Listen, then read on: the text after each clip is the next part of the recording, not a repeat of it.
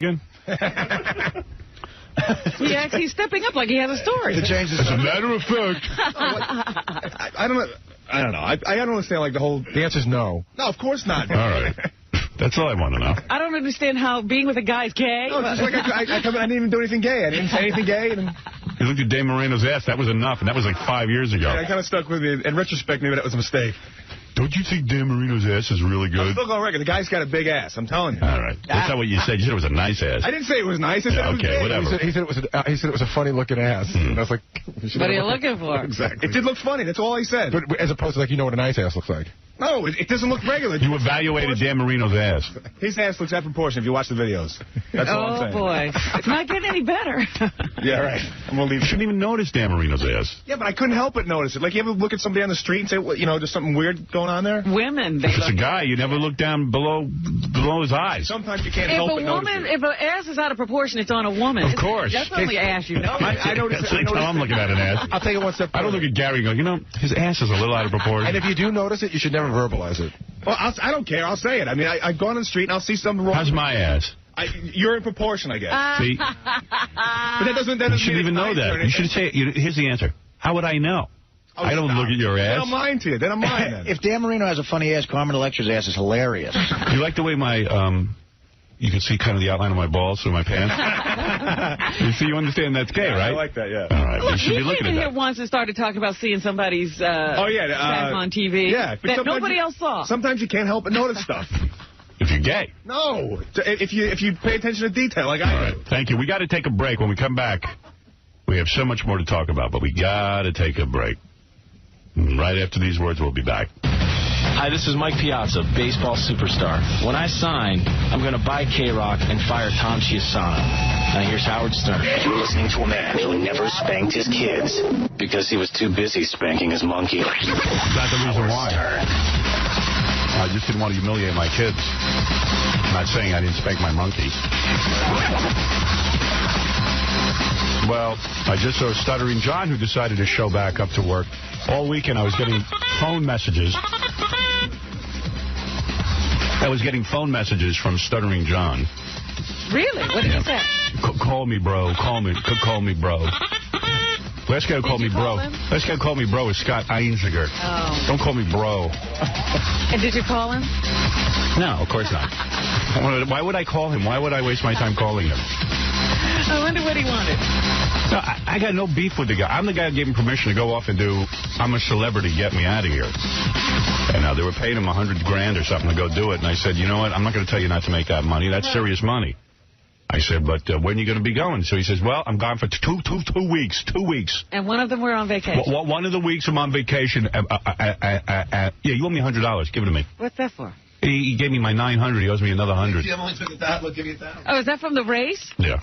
He owes me money, too. Where's mine? I bet you, too? Yeah. Howard? Yeah. Get a jockstrap? What's your dress? I thought it was a dress, right? No, it was a jockstrap, wasn't it? It's a jersey and a jockstrap. Oh, a jersey. Yeah. Marco's jersey and a jockstrap and heels. Do we have Marco's jersey? You get it. And you better make good on your bet. You know I will. Anyway, so Stuttering John says to me before he goes to Australia or whatever it is, I'm going to be gone 2 weeks. 1 week on vacation and another week, and then I'll be back. I said, fine. That's okay with me. Gary came to me and said, it's fine with you. He goes, well, when was John going to tell me? It's like, now it's my job to go find someone to replace John. Wait a minute, he didn't tell Gary. No. So Gary was like, goes up to John, goes, what's the deal here? 2 weeks. 2 weeks. Dude, I'm going to tell you, I'm being serious with you. You abuse me and embarrass me. I'm sick of it. I told Gary it was 2 weeks. No, you didn't. You told me it was 2 weeks. You told everybody it was 2 weeks. It was 3. Then the week before I left, I went up to Gary in his office and said, everybody says on that show you didn't stutter. Here you stutter plenty. I said, I made a mistake. I initially thought it was going to be 1 week while we were off. When you lie, you stutter. I realize that. Yeah, okay. You're a liar. Gary, did he do this? Why can you never be wrong? Why can't you admit you lied? I'll swear on my life I did. You came up to me and told me you were going to be gone 2 weeks. Initially, I thought it was going to be 1 week. So then why wouldn't you come to me and tell me it's 3 weeks? Because then Gary told me he had a discussion with you. Told you that. You didn't have any discussion with me. Remember Gary? And he said that Gary's discussion with me. Gary's discussion with. Remember when you told me? All right. Gary's discussion with me is how the hell? Like, yeah, sure, John goes off. But then it becomes my headache. I got to run the office. What happened was I went to Howard to say, I just want to make sure you know that John's going to be gone a week while we're here. because I was out of the loop on this thing when the whole thing started. So Howard goes, no, I didn't know Joe. Howard Here's what I want. On a week while we were here. Listen, I'm just going to settle all this. From now on, he is not to bother me with any of his projects. Just say no to everything. Okay? No. But the answer is no. Here, I'm going to tell you something. I want to go for a month and do a celebrity bingo. So you got to understand the way... No. He's going to come to you. You're not coming to me, right? You understand that? You understand? Sure, all right. Sure. I want to do celebrity bingo for a month. What are you going to say? Don't bother Howard with your problems. No. You don't have to say that. Okay, no. Okay, no. You don't have to do that. No. All right, let's practice again because you screwed that one up. All right. I just got asked to run for Vice President of the United States. No. No? All right. Or go. No. Just say no. No, he can decide to leave. Anybody can do that. But you say no. No. See, you messed it up again. No, I think you got to rehearse it one more time. I just got asked for 2 weeks. No. Perfect. Yeah, that was good. He didn't even get out the request. That's right. You just heard 2 weeks. There's my answer, no. Because I'll tell you why. You're like a child. I have no problem with you doing anything. The thing I have a problem with is, if you're going to leave, know the days you're going to leave. Be a man just one goddamn time in your life and know, I got a job. You think I could leave for 3 weeks and tell everyone I'm leaving for 2 weeks? You think I can do that? At the end of 2 weeks, this is what should have happened. This is what I should have seen on your reality show. You stand up on a goddamn rock and you go, oh, my God, I'm not at my real job. I told Howard 2 weeks. I have to leave. And you leave. I'm a celebrity. Get me out of here. You announce, I'm a celebrity. Get me out of here. I'm telling you. Because if you leave here, you're no longer a celebrity. I'm telling you. You're a regular person, and it isn't fun being a regular person. Trust me. Not being under my wing is not fun.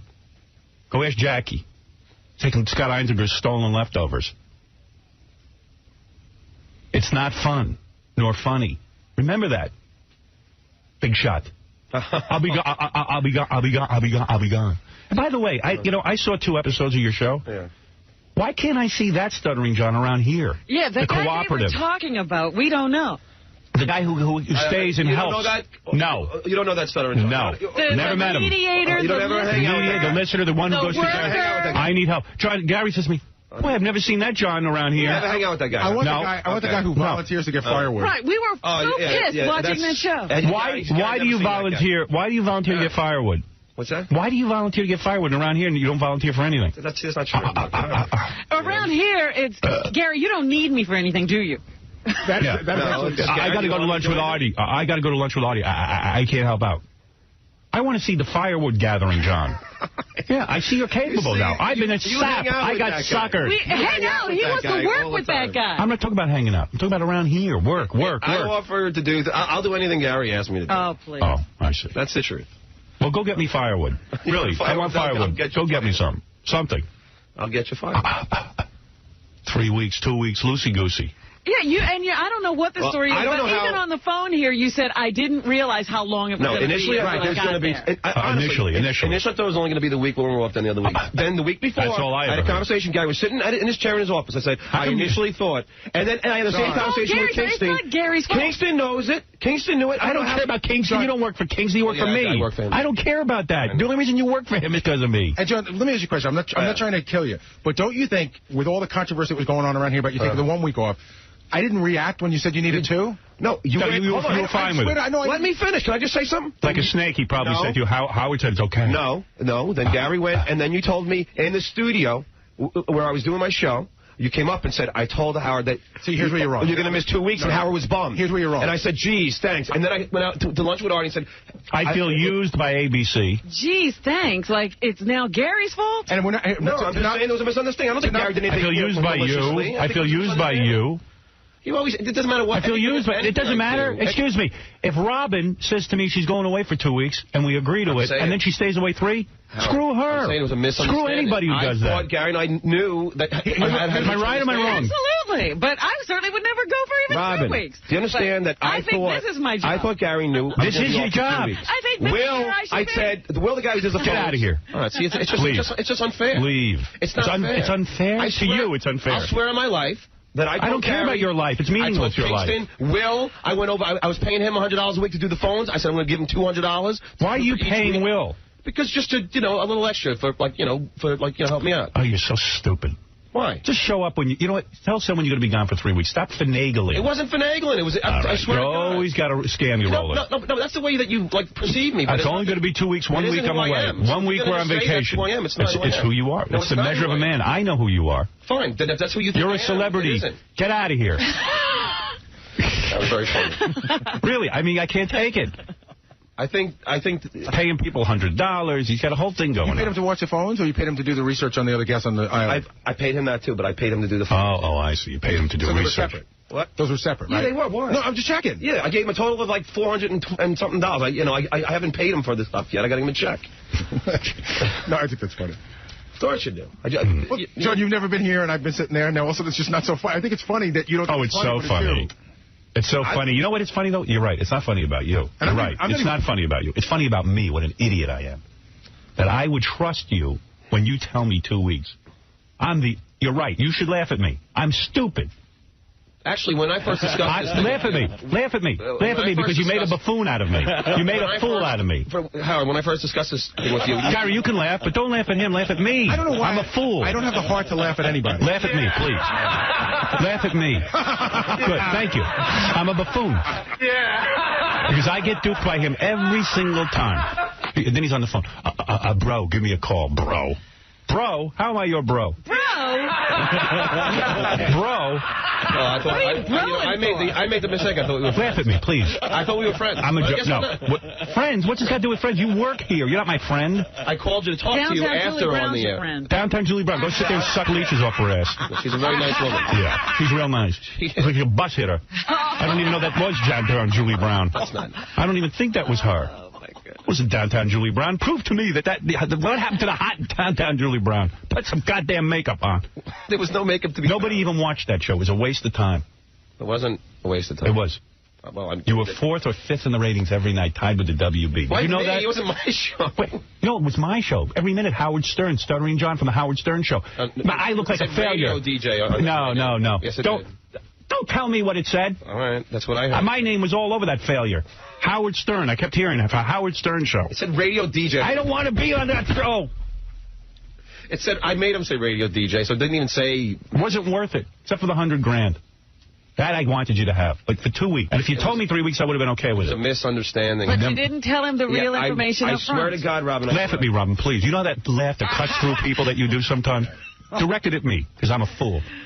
I feel so bad for you. I don't think I can drum up that laugh. Come on, me do it. You do it. Why don't you and Chris Judd go off in the bushes and make out and console each other? Yeah, why don't you talk to him some more about J-Lo? Talk to him more about J-Lo. Oh, here's Chris Judd. He's on it. Chris? Hey, John, this is Chris, man. I wish I could just give you a big hug right now. That's not. Of course not. You talk too much. And Downtown Julie Brown's got a wubba face, man. A lot of wubba. That's John's buddy now. She's just a very nice woman. You'd really like her. Yeah, I guess I would. John's he's all tied up with those people because we'll see 6 months from now when they find out who the real John is. John's having an Oscar party, and I know that Tyson and Chris are flying in for it, right? Oh my God! I want to go now.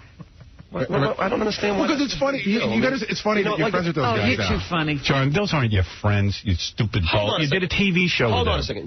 15 days, no communication. All you do is talk to each other. So of course you're going to become friends with these people. No, that's how you make enemies. Let me tell you something. When I fire you for lying to me... I didn't lie to you. For lying to me, let me see if Downtown Julie Brown's wubba-wubbing you. She's back now in her life. She's got that husband that she tricked into marrying her. Tricked? That's right. That's right. I thought he was getting someone else. Gary, weren't they very nice?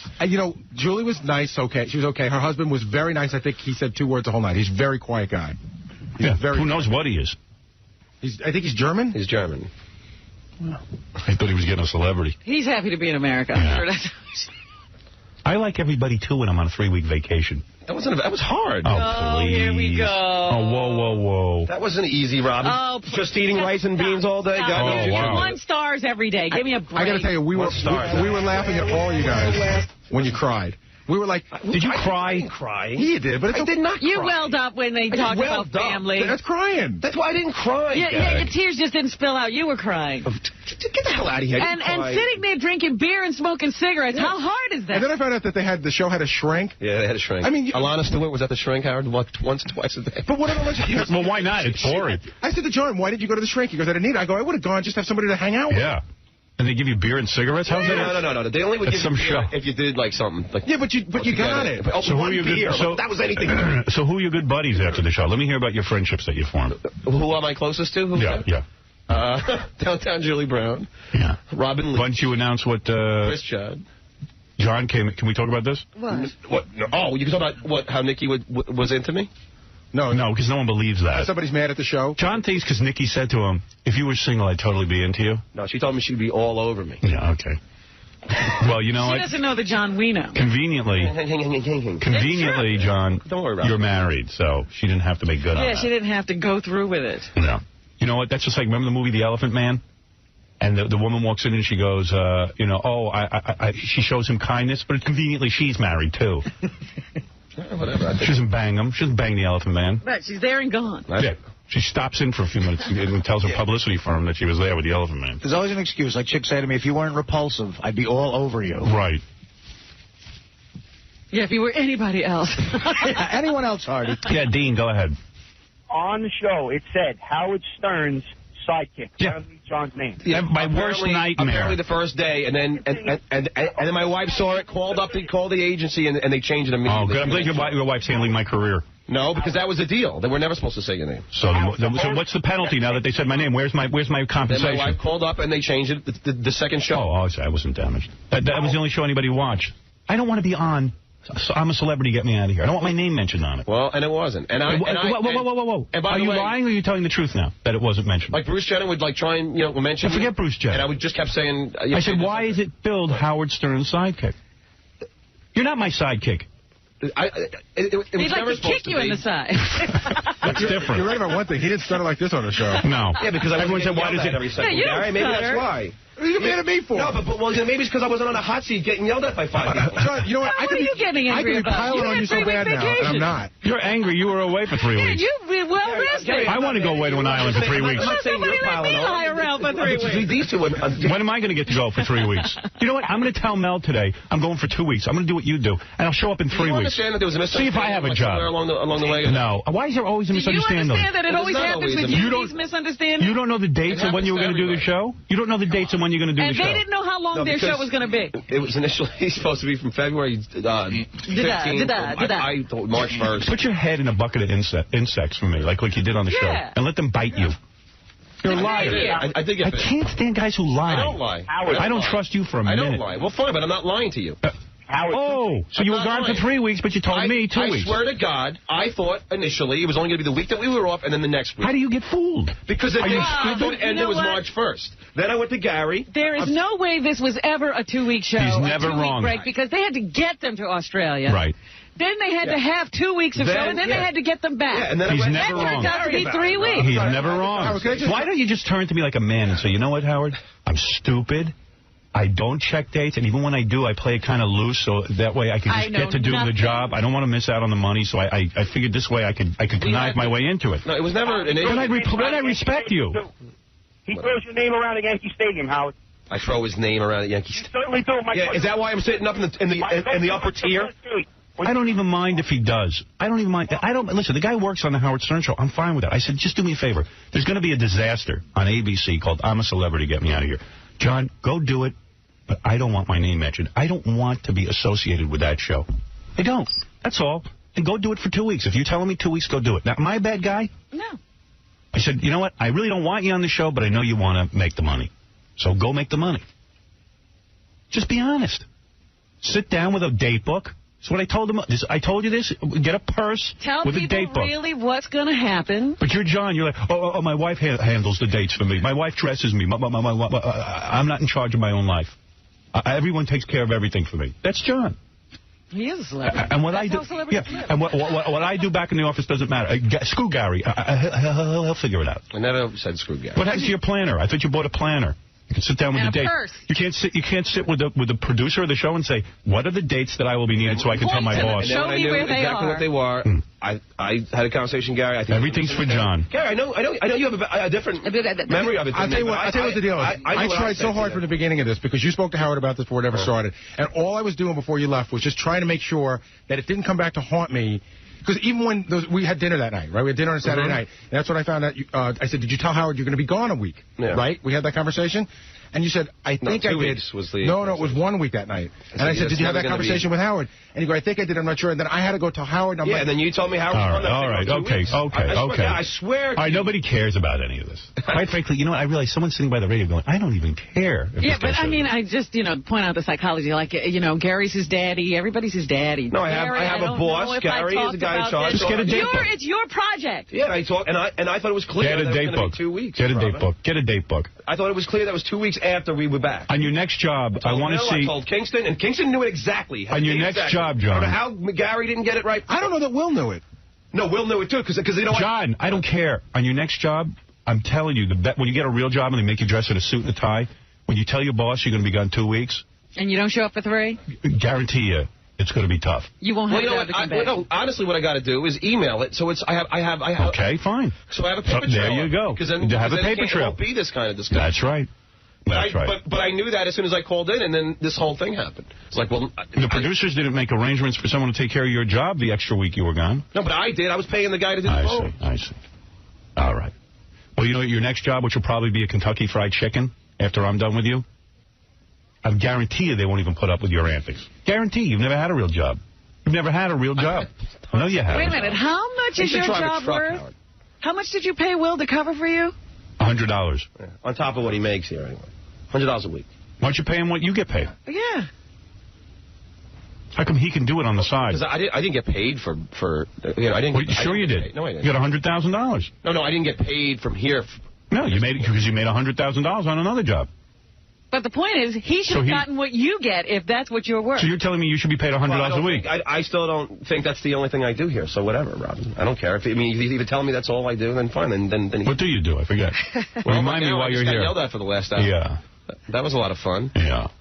So tell me about your new friends from the island. Downtown Julie Brown's a great woman. Yeah. Why is she great? Tell me what's so great about her. She's incredibly funny. She's very funny. She's very sweet. You're about to cry. Why don't you go out of here and compose yourself? And Chris Judd is a great guy. Yeah. He's a great guy. Yeah. He really is. Yeah, I saw. He says 2 words. No, he doesn't even talk. He spoke a lot. However they edited it. All right.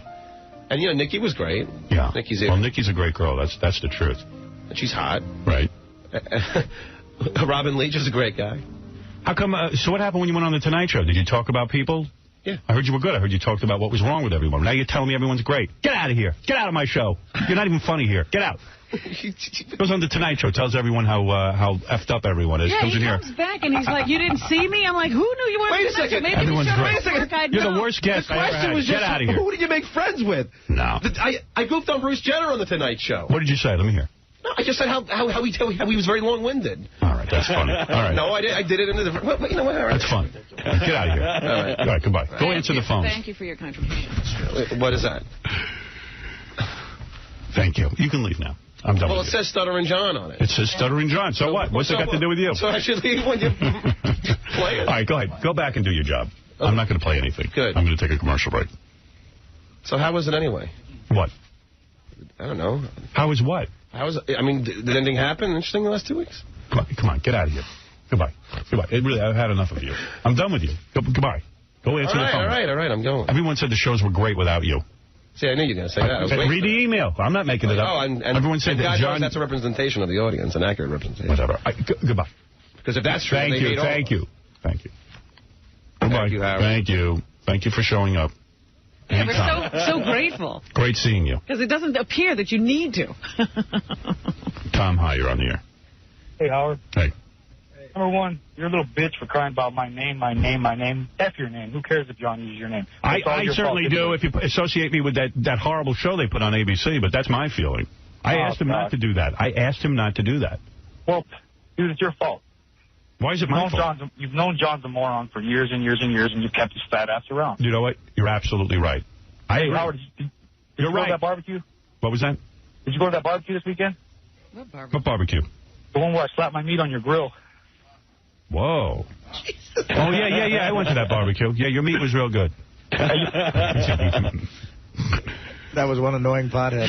Yeah. Lauren, you're on the air. Hi, Howard. Yes. Howard, I know that you're not going to be renewing your contract, right, when it comes back up? And you're going to be leaving the show, right? That's right. So maybe, just maybe, John is looking for his future. Good. And he thinks that, wait, and he thinks that, and he thought that, see, I like him. I think he's cool, and I think he is an asset to your show. Well, of course, that show happened to really suck, but he is a good dude, and maybe he's just looking to, looking out for himself. Can I tell you something, Lauren? You're absolutely right. He is looking out for himself, but when you have a job and you say you're going to be gone for 2 weeks, you can't loosey-goosey show up in 3 weeks. It just doesn't work that way. Do you work for a living? Yes, I do. I'm a vet tech, and I live in Florida, and Florida's health is, much to be desired down here. So let me ask you a question. As a vet tech, you have your 2-week vacation, a week vacation, whatever they give you. Mm-hmm. If you show up 2 weeks late, I would not have a job. Okay, that's all my point. No, I know what your point is, and I do. John trying to make something for himself and go out and do these shows. I don't have a problem with it. He may not have gone about it correctly, but then, what... He didn't. But he never does. Okay, there you are. So why are you surprised at this? All right, thank you. You're right. It's my fault. I said for everyone to laugh at me. I'm a fool. No, you're not a fool. He takes advantage of my kindness. No, you're not a fool. But can I say something? Because since I'm on the phone and I really need to speak to Florida for a minute, can I just tell them that there is no left turn when you have a double yellow? You do not make a left. I live in the stupidest state on the planet here. Florida, do you hear this? Florida. No turn. Hello. I don't know what happened on the driver's test over there, but you don't... Oh, who cares? Whoa! I mean, what is that? That was the woman defending John. Now I must address Florida. Yes, Mike, you're on the air. What's going on, Howard? I mean, you're giving this guy a hard time over there. Yes, I am. He's jealous, Howard. Oh, my goodness. You're jealous that John has other friends. Meanwhile, you're so dysfunctional as a human being, you can't even make any friendships. Well, that's true, but what does my dysfunction have to do with a guy letting down his coworkers and putting his needs ahead of theirs? The guy needs to make money. He has no money. That's wrong. The guy's got more real estate holdings than you'll ever imagine. He owns a home and an apartment in Manhattan. He's not You're poor. acting as if he's poor. And by the way, I agree with you. I'm one of those guys who's been buying into the "oh, poor John" routine and he has no money. Turns out the guy's got more real estate investments than most people on this planet. Howard, I also want to point out one other thing. You probably got asked to be on that show either. You probably didn't say anything. No, I didn't. You know what? If you went on that show, you look like downtown Julie Brown yourself. Without any of that makeup. But that's why I don't go on. It's like a wreck. I know enough not to go on. I know that show was going to be a wreck. Thank you. Let me tell you something. Just because somebody asks you to be on a TV show doesn't mean you have to do it. People think in America... people are missing the point. There's another guy with a job who knows he'd better not show up a week late when he says he's going for 2 weeks. That's all my point is. I don't care if he does other work. It's irrelevant. Can I ask you a question? You don't get... You see, again, you don't understand what I'm saying. I have no problem with anything. Just tell people when you're going to leave. Yeah, but why was it... See, here's a question. I know it was clear to Will, right? Get out of here. I don't care about Will. It wasn't clear to me. But I thought it was. I really did. I know you did. I swear to God. I know you do. You always think you're right. No, I'm not trying I don't want to debate. I'm just letting you know that I thought you knew. You're making me angrier by debating me. Then I won't debate you. All right. Don't debate. How's Bianca? She all right? All right, get out. Get out of here.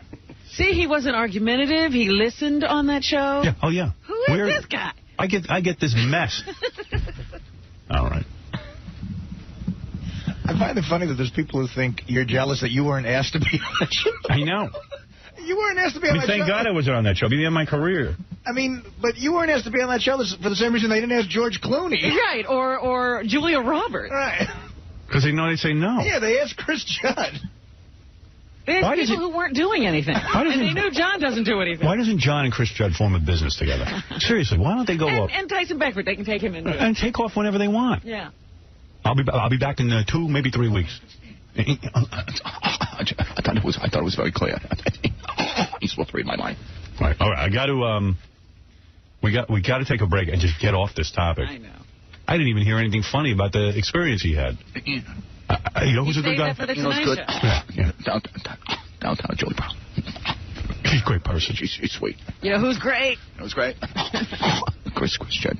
And he tells me something funny about downtown Julie Brown off the air, and he says, but don't say it on the air. Oh. Who wants to hear that? Now, because he's got friends now. protecting everyone. She's watching my back. Had it with all of them. Get me out of here. So it did us absolutely no good. Nothing. I got nothing. I got nothing for my investment. All right. We're going to take a break. We'll be back right after these. Libby Weaver has the moment Dave may want to forget in this extra exclusive. You know, I have no memory of the episode at all. My mind is a blank now. Come on, David Letterman. Your baseball cap can't be that tight. Only extra talk with the leather-jacketed late-night host after his first ever appearance on The Howard Stern Show. Inside this Madison Avenue building, Howard wasted no time ribbing Dave about whether his famous mop top was real. Honestly, if I had hair work done, if I just like a piece or an appliance or plugs, and this is how it turned out. Yeah, right. You'd be mad. Wouldn't there be like the biggest lawsuit That's true. in the history of litigation? Last December, a glittering Howard dressed in drag on Dave's show. That guest spot was 3 weeks after an appearance on The Tonight Show with Jay Leno. Howard wanted to know whether the late-night rivalry has hurt Dave's friendship with Jay. You feel Leno took your job, right? No, absolutely. Is that why the animosity? No, there is no animosity. You just feel when you're competing with someone, you shouldn't talk to him? No, I don't know. If he wants to talk, he could call. He just has a call. The competition to be king of late-night TV forced Dave recently to oust veteran late show executive producer Robert Morton. Dave told Extra the reasons behind the move. We had to make a change, and it was a difficult situation, and sometimes in life you have to do hard things, and I think the world of him. This autograph hound thinks the world of Dave. He never realized the late-night star just spent one of the toughest hours of his life. Howard's a nice man. I enjoyed it. Your pen doesn't seem to be working. Well, 12 years ago, Stern appeared on NBC's Late Night with David Letterman. Howard says that appearance pushed him into superstardom. And Arthel and David, I guess, has a nice way of showing his appreciation, doesn't he? I don't know. I thought they were pretty good questions. Yeah, they were tough questions, but, you know, that's Howard. You expect it when you go there. That's right. And Dave's a good sport. Thanks, Libby. Sure. Hi there. The middle finger of the broadcasting community. Here's a sensation which must be heard to be believed. Howard Stern Show. I want to welcome live 105.7 FM in Baltimore to our little family. I think we've been on the AM station in Baltimore, WJFK AM, for maybe 9 years or so. And finally got a little shot here on the FM side of things in Baltimore, which I think is real good. So that's nice. That's real nice. Tomorrow, Judith Regan Dial a Date. Comedian Colin Quinn is going to stop by. Later this week, Spice Girl Jerry Halliwell, Sandra Bernhard. David Wells is coming in soon. Chris Rock. I think we're the only one who'll have him. Who, David? Yeah. Oh, everybody wants to interview David. No, he had book signings. I think Yogi Berra owns something, and he was going to have a book signing with David Wells. And after, you know, the revelations about him being drunk or hungover during the no-hitter, he canceled the book signing. Wow. I am so mad. So hypocritical. I am so mad at the Yankees for doing it. I love David Wells. What's the big... He pitched a perfect game drunk? Okay, that's the coolest thing I ever heard. Now move on. What's the big deal? Meanwhile, David Wells is getting freaked out because he's backing off his story saying, oh, I was hungover. He's scared, but, I mean, you know, everyone wants to play for the Yankees. He's a good pitcher. They're keeping him. Yeah. And I think they were upset that he said 40% of the guys are on drugs, you know, like steroids. Well, if I was one of those guys, yeah, I think I'd be upset.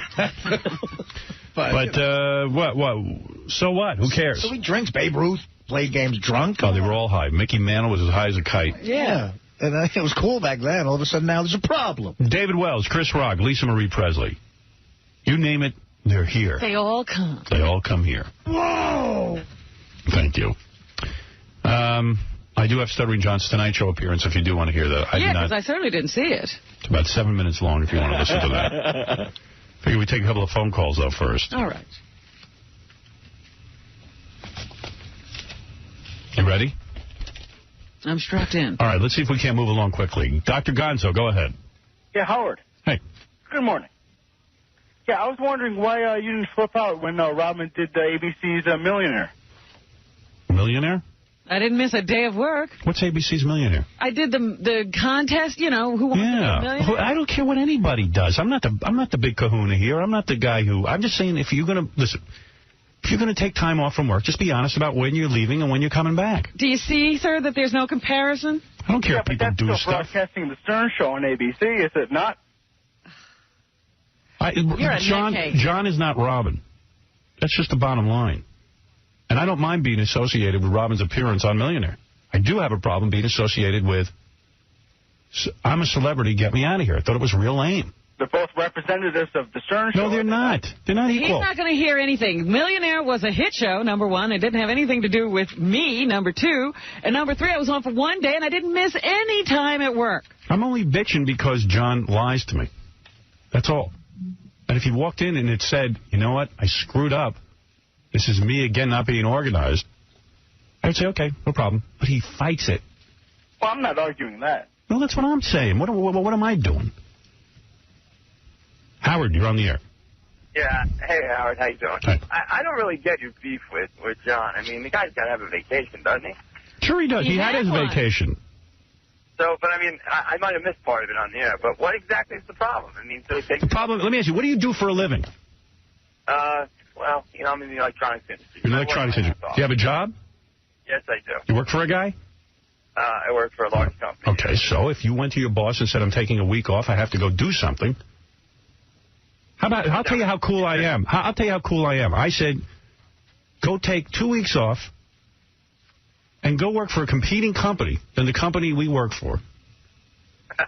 I said, go ahead. And you have my blessing. Just be back in 2 weeks, which is what you're telling me you're going to do. Right. The guy doesn't show up for 3 weeks. And then I like that I'm a great guy. They don't understand you. They understand John. They understand John because that's the worker mentality. It's like, well, gee, you only left an extra week. But if you said to your boss you're leaving for 2 weeks, I don't want to debate this anymore. How can you not see my point? Well, of course. No, I didn't hear all that. But the thing is, if he's coming, you know, if he needs a vacation, no problem. But if he gets a vacation. If he lied to you, then get rid of him. Let me tell you something else about John. John will not only have had this 3-week vacation now, he will take every other week of vacation we get. He'll never give those weeks back. Yeah, and John will go, well, I wasn't on vacation. Hey, well, of course, you weren't here. That's vacation. What you choose to do with it is your problem. Right. I'm supposed to be sympathetic. He didn't have a vacation. Well, it's just total BS. Kind of a pathetic life anyways, doesn't he? No, he doesn't. He doesn't have a pathetic life. He has a great life with me. Everyone does. That's what you don't get. He actually lives like one of the Kennedys. And I'll tell you how good a guy I am. Any other job would have fired him. Probably so if he came across lying, but all right. All right, thanks. Okay. I don't want to defend myself anymore. I know I'm right, and that's the end of it. And they're saying he has a... Chris Judd, whatever his name is, Chris Judd and Tyson Beckford were jealous of John. Because he has a job. And he's got a wife, and he's got a home, and he's got the kids, and he's got everything. What doesn't he have? And he's got a sucker boss. Manny, you're on the air. Hey, what's going on, Howard? I've been a fan for years. I've listened to you since I was like 10 years old. I wanted to say, did you watch the Knick game last night?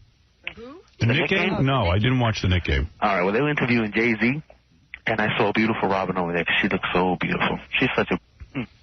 And guess who's sitting next to her? Mr. X with a humongous nose.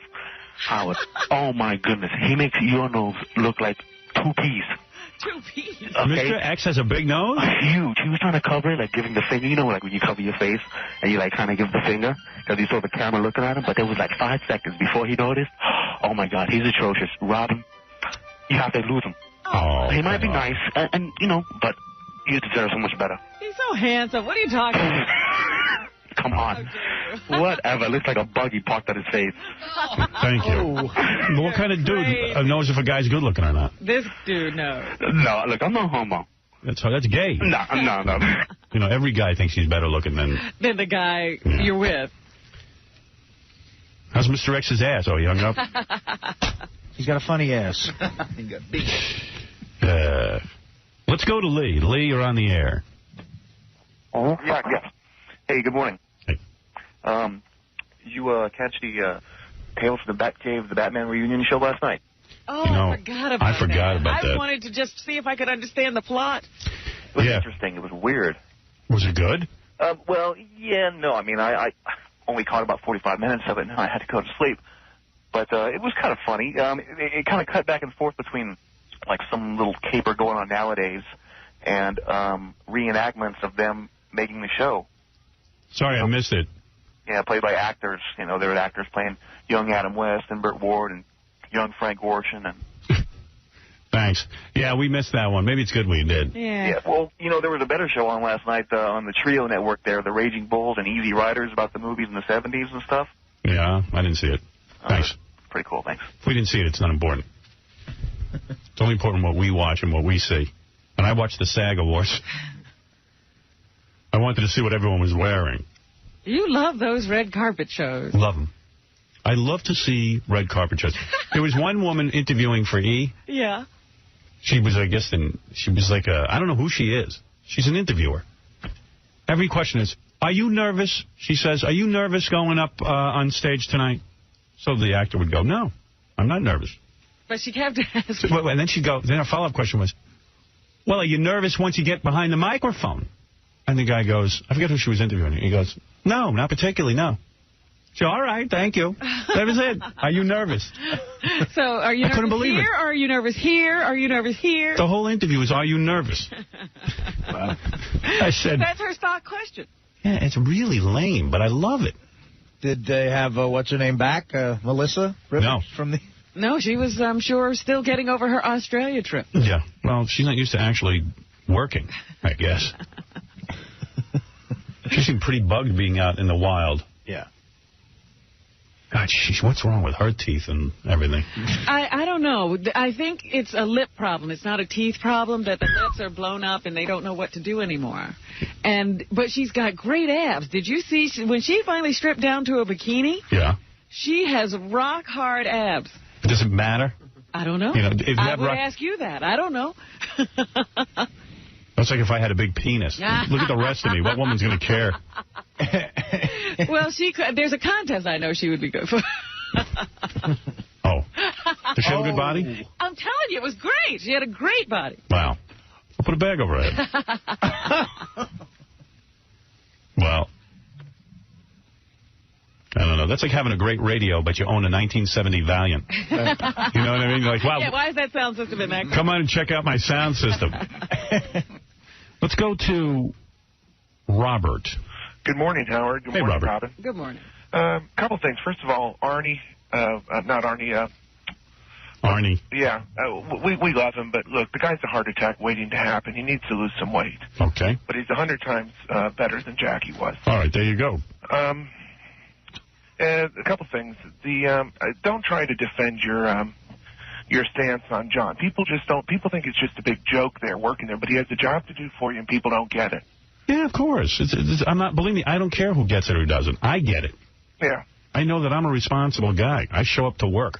Man, I would love to work for a boss like you. Oh, yeah, everything's loose. Believe me, you have no idea. Loosey-goosey. But, listen, the reason why I called is last night, I'm down here in Washington, D.C. I went to the Bon Jovi concert, and when he comes out for his encore, he's wearing a Gore Lieberman T-shirt and was singing Vietnam anti-war songs, like that song Eve of Destruction. And he's, like, preaching this anti-war stuff, and all these people there, just buying into this crap. It doesn't seem like anyone wants to support the mission that we have. Look, John Bon Jovi, we know him for years. He's a very nice guy. He seems like he's a very nice guy, but listen, this is a guy who spends 90% of his time worrying if he can fit his legs into his jeans and how good his ass is going to look on stage. And his hair. And his hair. He worries about his hair. Okay, see if he thinks his ass is... John's a great performer. People love him, whatever. He doesn't know anything about what it's like in Iraq. He doesn't understand the reason that we now have the Taliban on the run. The reason we were able to catch this number 3 guy is because we bombed the hell out of Afghanistan. This al-Qaeda never could have predicted that George Bush would have so efficiently handled the mess after 9/11. These guys couldn't comprehend what it is to take on a mission like bombing the hell out of the Taliban and getting them out of those caves. The Russians tried it. Everyone tried. This was a brilliant operation. And the war on terror is not over. People said after 9/11, this can never happen again. Never. Yeah. Then they don't want to do anything to make it stop. And Bon Jovi was among those people. He's making concerts. He's raising money for the families. All good stuff. But you know what? I don't want to be the next guy to get gassed or bombed. And what we're not doing anything. What President Bush has so brilliantly recognized, and I didn't even vote for Bush, but he has brilliantly recognized that this is a new kind of war. Remember how dumb the British looked during the American Revolution, when they would come over here and they would stand in a line and fight, and they would just line up and be killed, and we figured out how to bushwhack them? That's why we won. Now, this is a different kind of war. This is where they hit us and run, come on our own soil and hit us. We're going to make them so busy worrying about getting bombs dropped on their head that they're going to stop. I'm not kidding you. This is terrific what we're doing. We're not doing enough of it. And I think you may be right that people who are behind the president need to get organized and start showing their colors. Absolutely. Yeah, I agree with you. We need to have some sort of pro-war rally. Because these peaceniks, they're having a good time. Well, John Bon Jovi's got a beautiful situation in New Jersey. He's got a mansion would make your head spin. And listen, I'm sure he's worried about his way of life, but what he doesn't understand is that middle America does not want their way of life disrupted, and they are willing to fight for it. And they understand the value of this bombing. 60% of the people believe we should go over to Iraq and bomb the hell out of them. Now, unless Bon Jovi's the most brilliant guy in the world and the rest of us are idiots, I don't know. I don't think so. I think we're smart. And I think that we understand that the basic bully mentality. No, it's not easy. It's not Saddam Hussein's only responsible for what's going on in the world. He's part of the problem. He's got to be removed. And I keep hearing people say, oh, but this might make more people come over and bomb us. We weren't doing anything on September 11th, and they came over and they bombed us. Tell you what, nobody's bombed us since September 11th. What about that? My point is, it was coming. It was going to keep coming unless we did something about it. Yeah, and if they do bomb us again, let President... It's going to happen anyway. Let President Bush unleash more bombs on other countries. I didn't see it, but Artie was telling me during the commercial that 𝗛𝗎was on Bill O'Reilly, and she said that President Bush is as dangerous as Saddam Hussein. She did say that. Did she? Yeah. She said that. Then she should leave this country. She should be afraid to live here. Well, Howard, I think that... Well, she's never been forced to vote for Saddam Hussein. She's never been forced or raped or bombed or killed or gassed. Yeah, I mean, she gets to walk around this country and make a very good living and say whatever she wants. So she couldn't do that over there. How could he be as dangerous? No. So the war on terror is working. People are being flushed out. We just got the number 3 guy. They had to pay $27 million to an Egyptian. That's who got the money? But guess how we got the Egyptian? How? Through all of these raids and stuff, they flushed him out. They had him in a lockup, and they gave him immunity, and they gave him $27 million. He spilled his guts where this guy was, and now we got the guy who masterminded the whole 9/11 operation. He's not running around anymore playing games. And when you see the guy, you realize he's just a bum. And it's a matter of rounding up bums. Osama bin Laden's a bum. And they just breed more bums. You know, it's like his kids are terrorists. Everybody's a terrorist in that family.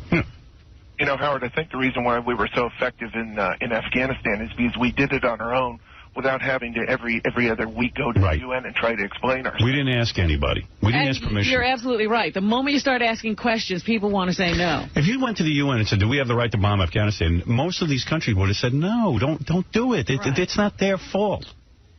Who cares? We are on the eve of destruction. He's right, Bon Jovi, but he doesn't understand we can prevent it.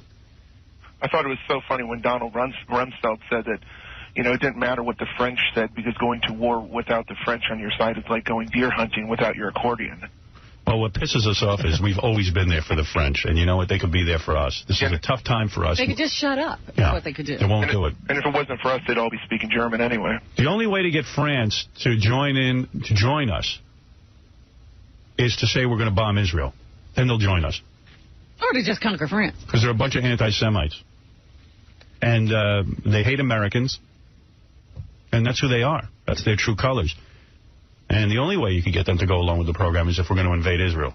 Then they'll be happy to jump on board. Hey, Howard, real quick, did you see that letter, that open letter to Hollywood from Charlie Daniels? Yeah, I read it. Yeah, it was pretty interesting. It's good. Anyway, thank you very much for taking my call. Unfortunately, it's Charlie Daniels. I was going to say, Charlie Daniels has something to say. Yeah, Charlie Daniels has something good to say, but, you know, I mean, hey, gotta get somebody relevant. The devil went down to Georgia looking for a soul to steal. Yeah, it's always these lamos that are willing to speak up for the war. Yeah. I guess I'm one of them, too. That's why we need you, Howard. You need to speak up for us. Thank you. Everyone listens to you. Right. I don't know why I see it so clearly. I don't know. I don't know what they're all talking about. Okay, we've heard from Martin Sheen. Mr. Daniels, rebuttal? Yeah.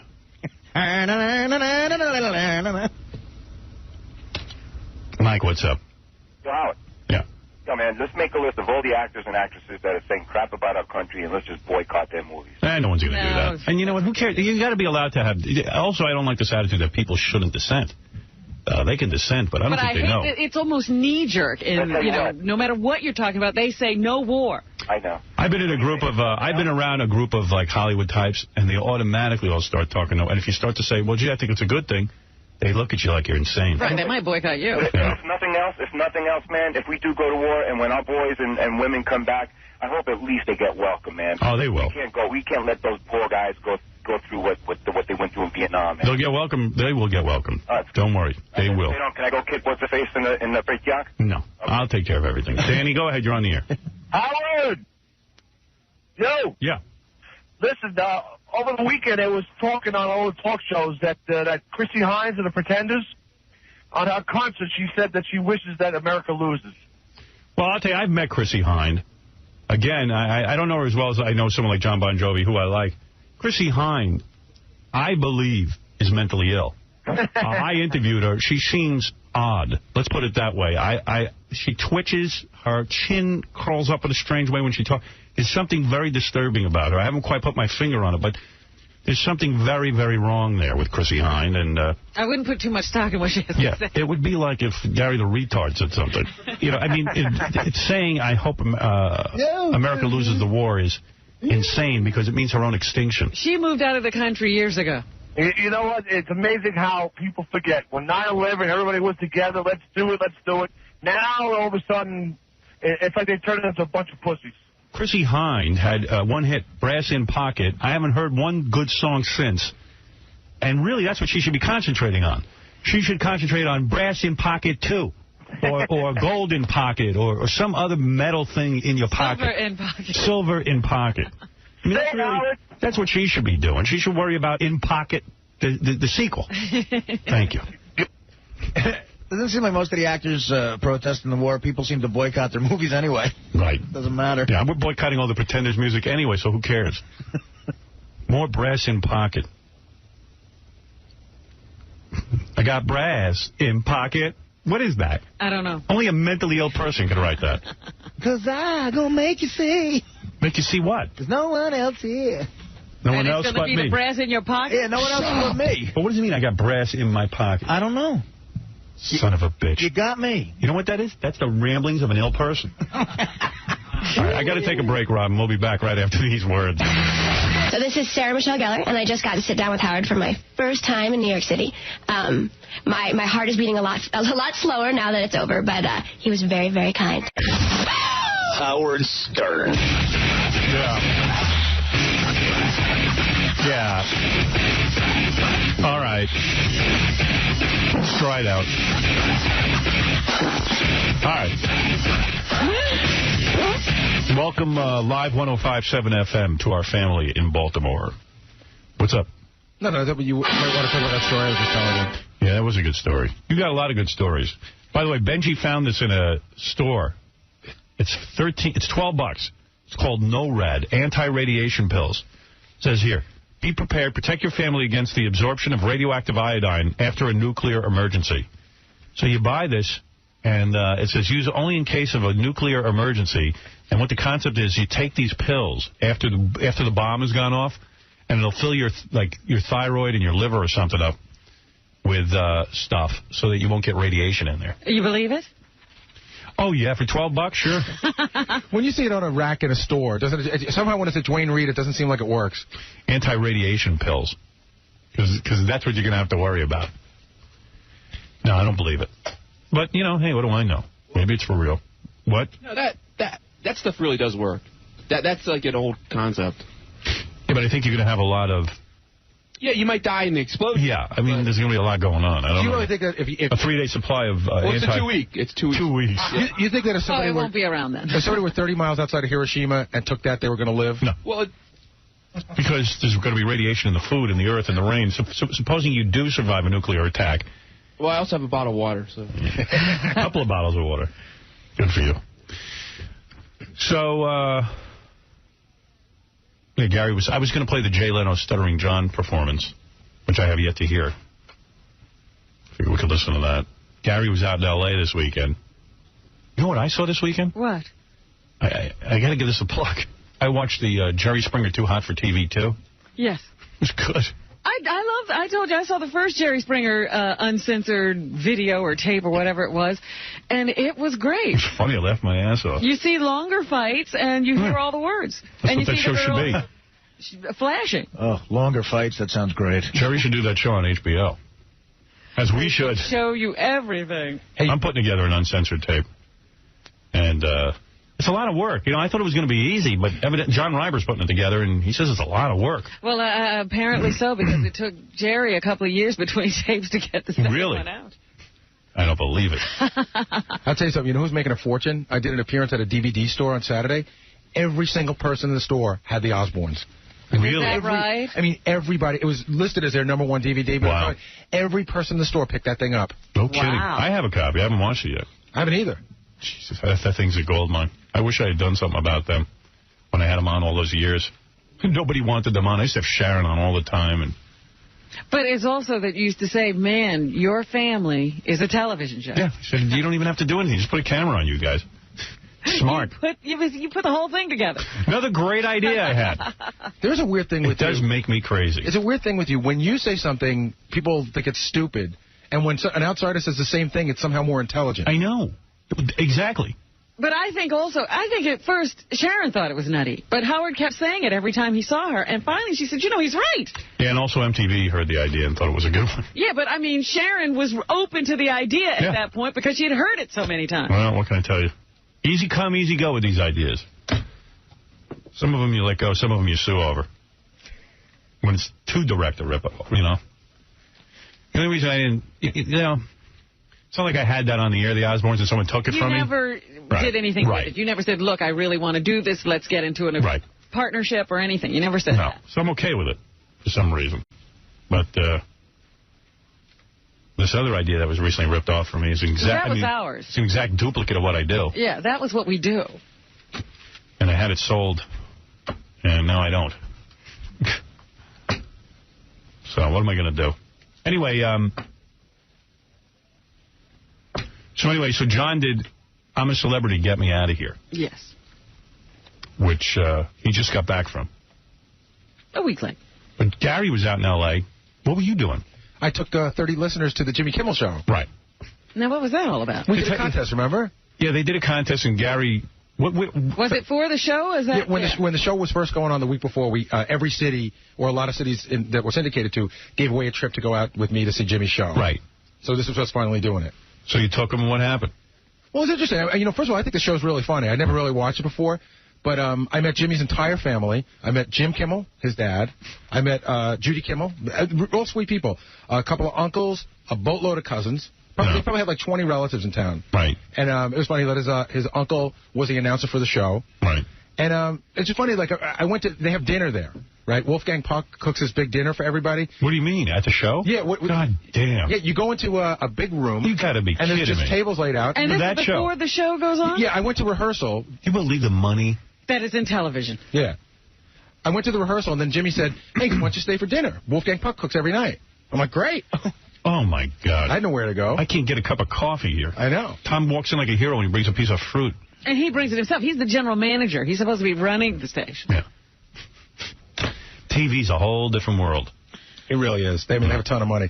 So Jimmy was so excited. Not when they steal your ideas, though. Yeah. So you could see Jimmy was really excited that his family was in town. Right. So they have all these long tables. So Jimmy goes over to one of the tables where like two people are sitting, and he says, excuse me, you know, my family's here. Do you mind if we sit here? Do you believe that Wolfgang Puck cooks for that show? I don't know that he comes in personally. No, but I'm just saying. He's ordering it, yeah. Like two big tables? No, Howard. There's more. There's probably about 20 tables that you can put in a big room. And 10 people a piece at. They're just long tables. Unfriggin' believable. And I got to tell you, the food was amazing. Really? What did they have? It was like a Chinese motif that night. So it was like peanut noodles, spare ribs. There was some special chicken. And that wasn't a special night. This is every night. Oh, yeah. Wolfgang Puck cooked for Gary. Paul McCartney had to ask for water when he was in here. We didn't have water. Paul McCartney, one of the Beatles. It's so embarrassing. People always say to me, where's... You know, Jimmy averages 1.9 million viewers. Bill Maher averaged at 2.1. And he's got Wolfgang Puck. Wolfgang Puck. God In fact, that was a dinner. I just want a friggin' bagel. That was for my guests, not even for me. I'll buy my own breakfast. You want a snack, well? Damn. Wolfgang Puck. That guy's like one of the top chefs in the world. Absolutely. I get 1.9 million listeners in one city. Boy, oh boy. Yeah, television knows how to work it for some reason, and they know how to treat their people, too. I'll tell you, though, Jimmy gets no respect at all, because I got there early. I wasn't supposed to be there till like 7:30, but I was in town, so I know the producer, so I decided to go over just to say hello. Yeah. So I thought they did it at the Kodak Theater, which they don't. They do it at this place called the 𝗦𝗵cie Theater. The 𝗦𝗵cie𝗄𝗿𝗍, which is right across the street. They do it at the 𝗦𝗵cie Chase Theater. Yeah, so I'm walking around, and I start going, even over like the security guards. I go, where's the Jimmy Kimmel show? Where are the offices? They go, who? And I go, Jimmy Kimmel. Okay, so granted, I'm not in the area. I'm across the street. Right. So finally, I figure it's at the 𝗦𝗵cie Theater. You go there, the marquee, it's a movie theater. It's hard to explain, but it's a movie theater, and the Jimmy studio is sort of next to it. So they won't even let Jimmy put his name on the marquee. Why? I don't know why. So when you go there, it's the 𝗦𝗵cie Theater, and then it's Bringing Down the House is on the marquee. So I had to go up to the ticket taker and ask where the Jimmy Kimmel office was. Well, thank God. And then, you go through that alley. And Yeah, that makes more sense. Yeah, it's a brand new show. It hasn't done anything yet. But you want to put the name on the marquee. You don't it's a movie theater. It's a movie theater. You want? I guarantee you Steve Martin's bringing in more people. He put a $31 million. Freaking kidding me. Wolfgang Puck. You're fascinated with that. Fascinated. Completely sidetracked by that. Can't get off it. End the show. I got to leave. And it's Howard, I want you to know that everyone on the show is fed from, the crew, the audience coordinator, to the guy that pulls cable, to the cameraman, to Jimmy's family. And anybody else is walking by, like me. Almost worth going out there just for dinner. Yeah, just stop by Jimmy's for food. You better keep that gravy train going. It doesn't get any better than that. You bring a bag back for me? No, I'm sorry. What's the matter with you? I tell you, Jimmy's in I tell you, that's amazing what you're telling me. It's amazing what you're telling me. I mean, yeah. That's television. Robin's right. On the Norm show, it was like Thanksgiving dinner. Every night. Every day. We'd be eating cheeseburgers, and there'd be a woman going, I got biscuits in the oven, so don't fill up on that. Okay.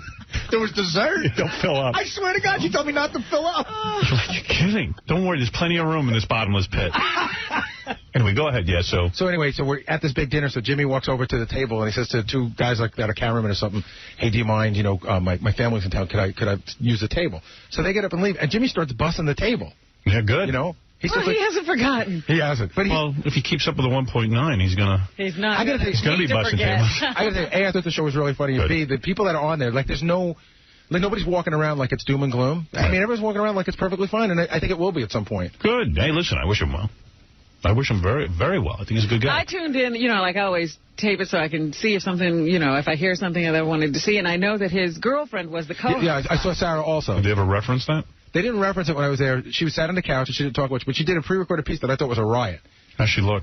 She looks good. Yeah. She's cute. Any the better for banging Jimmy? I don't think Jimmy made her any better or worse.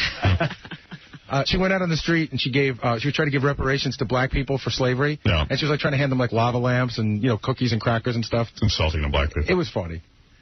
Black people don't need her handouts. It was funny. You know what? I wish she'd go do that in Roosevelt. They would take her, throw her into a wall. And she's doing it right outside 𝗦𝗵cie. Here's your reparations. A nice pregnancy. She had the greatest opening line in her bit. She's messing with fire there. No, she probably grew up in a lily white neighborhood. That bitch. She's very Jewish. She's very Jewish. I think her sister's around. Yeah, well, tell her she better not play with fire. There's a few brothers who are going to take her, pick her up, and okay, we'll see. We'll see how funny it is. But I did notice that when she came out after Jimmy introduced her, this one episode that I was watching, it looks very strange when he kisses her on the lips. It's like, she's too pretty. Sort of like me at my wedding, Robin, how you've often described it. But I kiss Beth at home. But can I tell you what happened on the show last week? Yeah. They had some interesting problems on the show last week. They had Don King was the guest host for the week. Yeah. So one day, Don decided to bring, as a courtesy, he brought some guests. So he brought Lennox Lewis and Lennox Lewis's mother. I don't know why Lennox's mother had to be there. Right. So the guys on the show were saying that during the writing meeting, Jimmy's cousin Vinny, he's like a character on the show. And Vinny said, I bet I can beat Lennox Lewis in a pillow fight. Right. So they thought it might be a funny idea. So Lennox is out there. They bring out cousin Vinny. He starts pillow fighting with Lennox Lewis, and it starts to get weird. Yeah. Like they start really smacking each other hard. That's funny. But I guess at some point there was a cake that was brought out for some reason, and cousin Vinny threw the cake at Lennox Lewis and hit his mother in the head with the cake. Oh, geez. Lennox in the head with the cake. So when the show was done, Don King was like, all right, that's it. You guys went over the line. I'm not coming back. So then they had to think quick, so they called him and they said, you have to come back tomorrow. We're doing a tribute show to you, Don, which, of course, they wrote on the fly for Don King. Right, that got him? And they said they brought, like, a band and people sang songs to Don. And that's how they got him to come back? Yeah. Did they really need him that bad? They said he was pretty good on the show. Yeah. He was very upset with them. Well, yeah. But that's a funny bit. It was worth it. Didn't Lennox lose his mother in the head with cake? And they said, like, at one point, Lennox got up to pillow fight the guy, and he slipped on the cake. They said, like, he could have torn his leg. He, like, fell on his butt. They're there to ruin careers. So Jimmy was upset that he didn't have Stuttering John on his show? I think they were weirded out. Those late-night shows are weird. It's like, no one thinks to put Stuttering John on. So Jay has an idea. I'll put him on. Then Jimmy's all of a sudden, I'm upset. Why didn't he come here? Yeah, that's what they say. Like, what do you mean, why didn't he come here? You didn't ask. You didn't ask. I'm pretty sure John would go just about anywhere he was asked to go. It was an ABC show. Right. He should have gone. Well, that was the weird thing.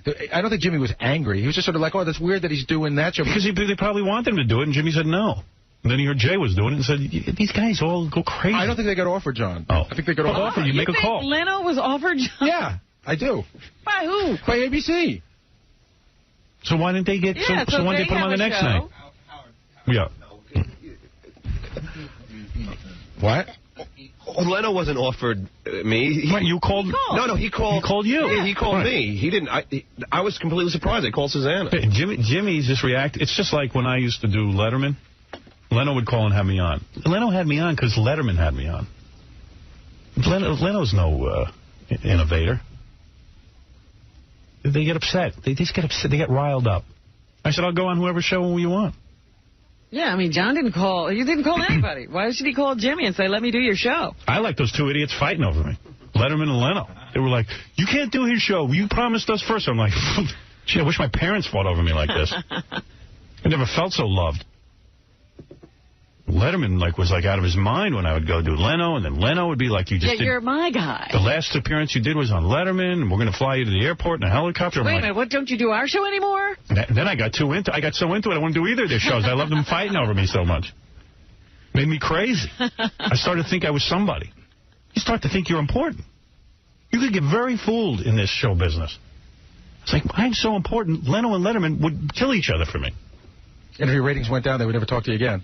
You could get so fooled in this business, you could be Arsenio Hall and decide to leave your show. One time I was going on Leno, and Letterman had to sit down and have a meeting, figure out how to combat my appearance on Leno, so he got Rush Limbaugh on his show, and there was a whole big battle going on. It was no longer Letterman versus Leno. It was Howard Stern versus Rush Limbaugh. I was like, oh, my God. But it can't be fooling. I mean, look at Arsenio. Arsenio thought he was such a huge star. He didn't know people wanted to talk to him because he had a television show. Yeah, he kept saying to everybody on the couch, we must work together. We must do a movie together. Then he left his show, and nobody wanted to do a movie. They hated him. He remembered. Hey, there's one other thing I got to tell you about the show. When you talk about how much money TV has, I completely forgot about this. They have what they call a green room, but it's not a green room for guests. It's just for their friends and family and stuff. Yeah. That's packed. And it's got a full bar, ton of great food, a pool table, a pinball machine, a couple of other games, and it's just. And I thought that those people would at some point move to the audience, but they don't. They just hang out back there and drink. Boy, Sal, you're on the air. Hey, Howard. I don't know what sounds worse, these bits on Kimmel or the fact that Gary's doing backflips over these lame, unfunny bits. Yeah, you know what? Gary. Actually, we talked about you, and Jimmy talked about how unfunny you are with your bad, lame, phony phone calls. We were talking about that for a little bit. Your breath smell? You can smell from New York to L.A.? You idiot. I mean, hey, Howard, if you think it's not bad enough, Gary's now whoring himself out and doing comedy shows with John. I'm not. Yes, you are. You're on the bill. You're doing certain comedy shows with him. It's getting so bad. You should fire all of them, Howard. So how bad? Don't you wish you were on the bill? Isn't that what it's all about? That you can't get hired anywhere in show business? You got fired from your stockbroker job. You tried to make a comedy record. Nobody bought it. You tried to do a website. Nobody cares. You tried to get on our contest. You didn't win. Don't you want to be in show business more than life itself and you can't break through? No, absolutely not. Then what is it all about? Hey, I was able to get through the back door. Here I am, a stockbroker. I was noticed by Howard Stern. I've been on the show for 7 years. What are you talking about? You, on the other hand... Why don't you try to go collect the money from your plug that you didn't get last year? You're the one who has to go around and ride Howard's coattails and now do a comedy show with Stuttering John. You're pathetic. I had enough of you. Goodbye. I'm not sure what you're trying to start, but you didn't do it, you jerk. All right, there is a feud that's going on, evidently. Let me kick the crap out of him. Free. Free charge. Yeah. Let me beat his ass for free. I give it to you. I'm up for it. And your audience. I'm up for it. The problem is getting Sal into the ring. Yeah. You realize that. Yeah. And, you know, we don't even have to get a whole big thing. Just put the ring right there. Right. Do it in here. I just beat his ass free. You don't need a whole audience. No, I don't need an audience. Gary will pay for the equipment. How about a pillow fight? I would bare knuckle fight that idiot. Right.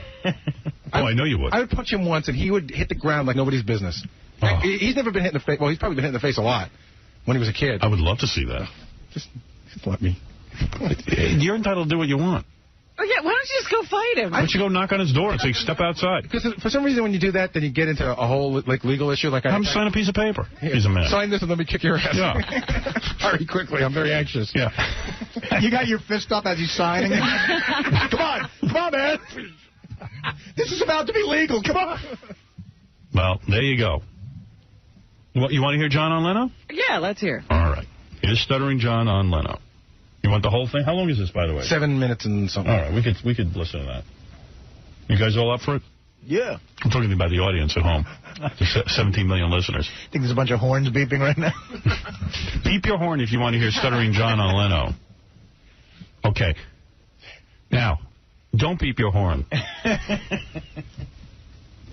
I have it right here on CD. All right, my next guest appears regularly on the Howard Stern Show. He was also just on I'm a Celebrity. Get me out of here. Jay's fake laugh. Get me out of here. I'm a celebrity. Get me out of here. Meanwhile, Jay, before he got the Tonight Show, was doing bad chop suey movies with chop sake movies with Asian stars. What was that movie he did? The guy from Mr. Miyagi. Pat Morita. Him and Pat Morita. Yeah. He was also He's like, I'm a celebrity, get me out of here. He was also Alan Freed's limo driver in the Alan Freed story. Yeah. American Hot Wax. American Hot Wax. Jay's career going nowhere until he stole the Tonight Show from Letterman. So, you know, mellow out. He's laughing at John's appearance. As bad as John's show was, it wasn't any worse than his movie with Mr. Miyagi. Please welcome Stuttering John Melendez. Why is he banging on the desk?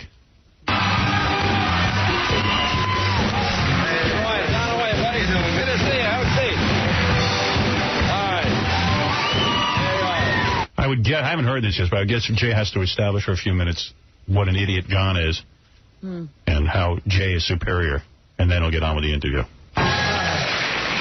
What? All right, thank you. There you are. I can't believe I'm here. What did he say? I didn't know what those people were yelling. I think they yelled out, "You're the king of our jungle." Oh, I thought they said he was a big idiot. And Jay went, "You are." Thank you. Thank you. That was Susanna and her friend, by the way. Oh, was it? No, I don't know. Here, Jay. Well, it's nice to have you here. Well, you're a celebrity now. Was Jared from Subway busy tonight, or what happened? Boy, you catch on fast. Can I take this off? Take that stupid hat off. Yeah. My wife says I look good with the hat, but I don't know. Well, we can't see your face. Let people see. There you go. It's ridiculous. And, you know, it makes your hair look good, too. But, you know, now tell me about it. You're just back from Australia. I'm a Celebrity. Get me out of here. Yeah. Let me be honest. When they called you, did you know you were a celebrity? No. I always considered myself like G-list celebrities, you know what I mean? But I was flattered they called me. Well, I mean, it is sort of, I mean, Howard Stern is syndicated. It's a radio show. Yeah. And you're one of the more popular people on the show. Yeah. But, I mean, when you tend to think of celeb, you think, you know, Jennifer Lopez, Ben Affleck, that type of thing. Yeah. So what is this determining whether John's a celebrity? Well, I guess he is a celebrity now. I would think John's more of a celebrity than any other people who appeared on that show. I mean, John at least has a job. He's got something to do every day. And what's with Jay? That exposes him. You're not a celebrity. Well, did you know you were a celebrity? He's on a radio show that reaches as many people as your dumb television show does, if not more. The weird thing about that show was John was probably the best known and the least pampered out of all those people. So what did you think it was real? What did you think when they called you with this idea? I just did it for the money.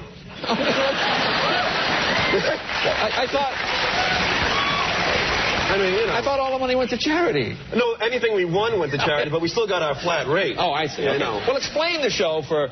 How many watched it? Explain the show. The show is, like, you know, there's all these, again, quote-unquote celebrities. Right.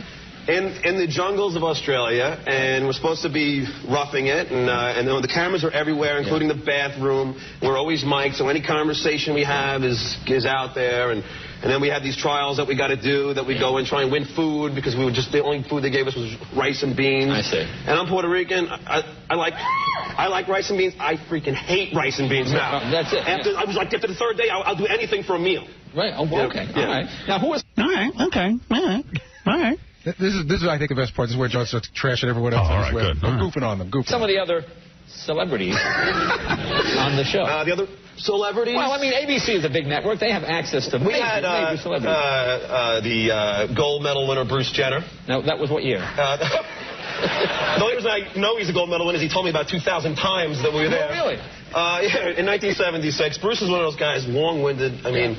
Like you ever have a guy who tells you a long story, but there's a punchline at the end? Yeah. There's no punchline with Oh, I see. It just kind of... It just goes on and on. It's like watching the paint dry, but it never dries. It's just always sticky. It just never shuts up. He's got an ego. He's always looking at the camera, looking at his expression. Wow. It sounds like he got testy out there on the island. Yeah.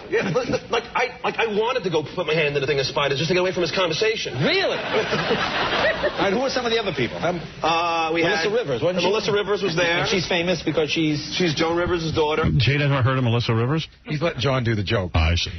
Well, his premise is that none of them were celebrities. But Bruce Jenner was a celebrity. I mean, he's not now, but he was. You'd be shocked. I agree with you. Most people don't know who he is. Older people know.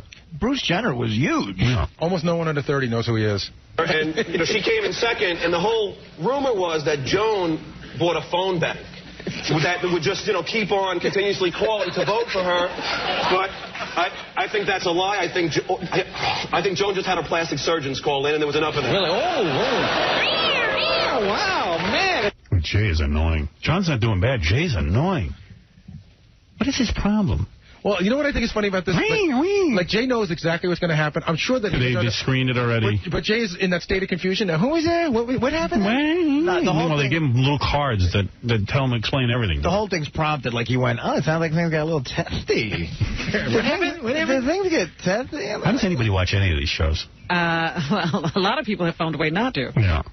I don't tape them or anything. Wow, it sounds like a little island rage. Well, I mean, 15 days with the same people. Right. You know everything about them. But they're celebrities. Who are the other celebrities? You just love saying that, Well, Jay. it just makes me laugh. The other celebrities, Alana Stewart. Now, who is she? I know. That's what I thought. I still think I'm the only celebrity that actually has a job. Yeah, I was going to say. But Alana Stewart she was married to Rod Stewart and George Hamilton. Of course, well, and she just shouldn't have been there. Because she's way too high maintenance. They had a shrink on site. She saw the shrink 2 to 3 times a day. I swear to God. What did you see him about? And it didn't work because at one point she calls downtown Julie Brown the C word. Ooh. I swear to God. And then Julie Brown comes up to her and threatens to kill her. And then I always say, and that explains why Alana lasted a little longer, because when Rod Stewart and George Hamilton heard that she could die, they kept calling to keep her on. If you had told this, if we had known this beforehand, more people would watch this damn show. It was fun. I mean, it was boring. Yeah. To be there for hours and hearing everyone's lives, it was boring. But it was fun in some respects. Yeah. Now, the winner was Chris Judd. Chris Judd was there.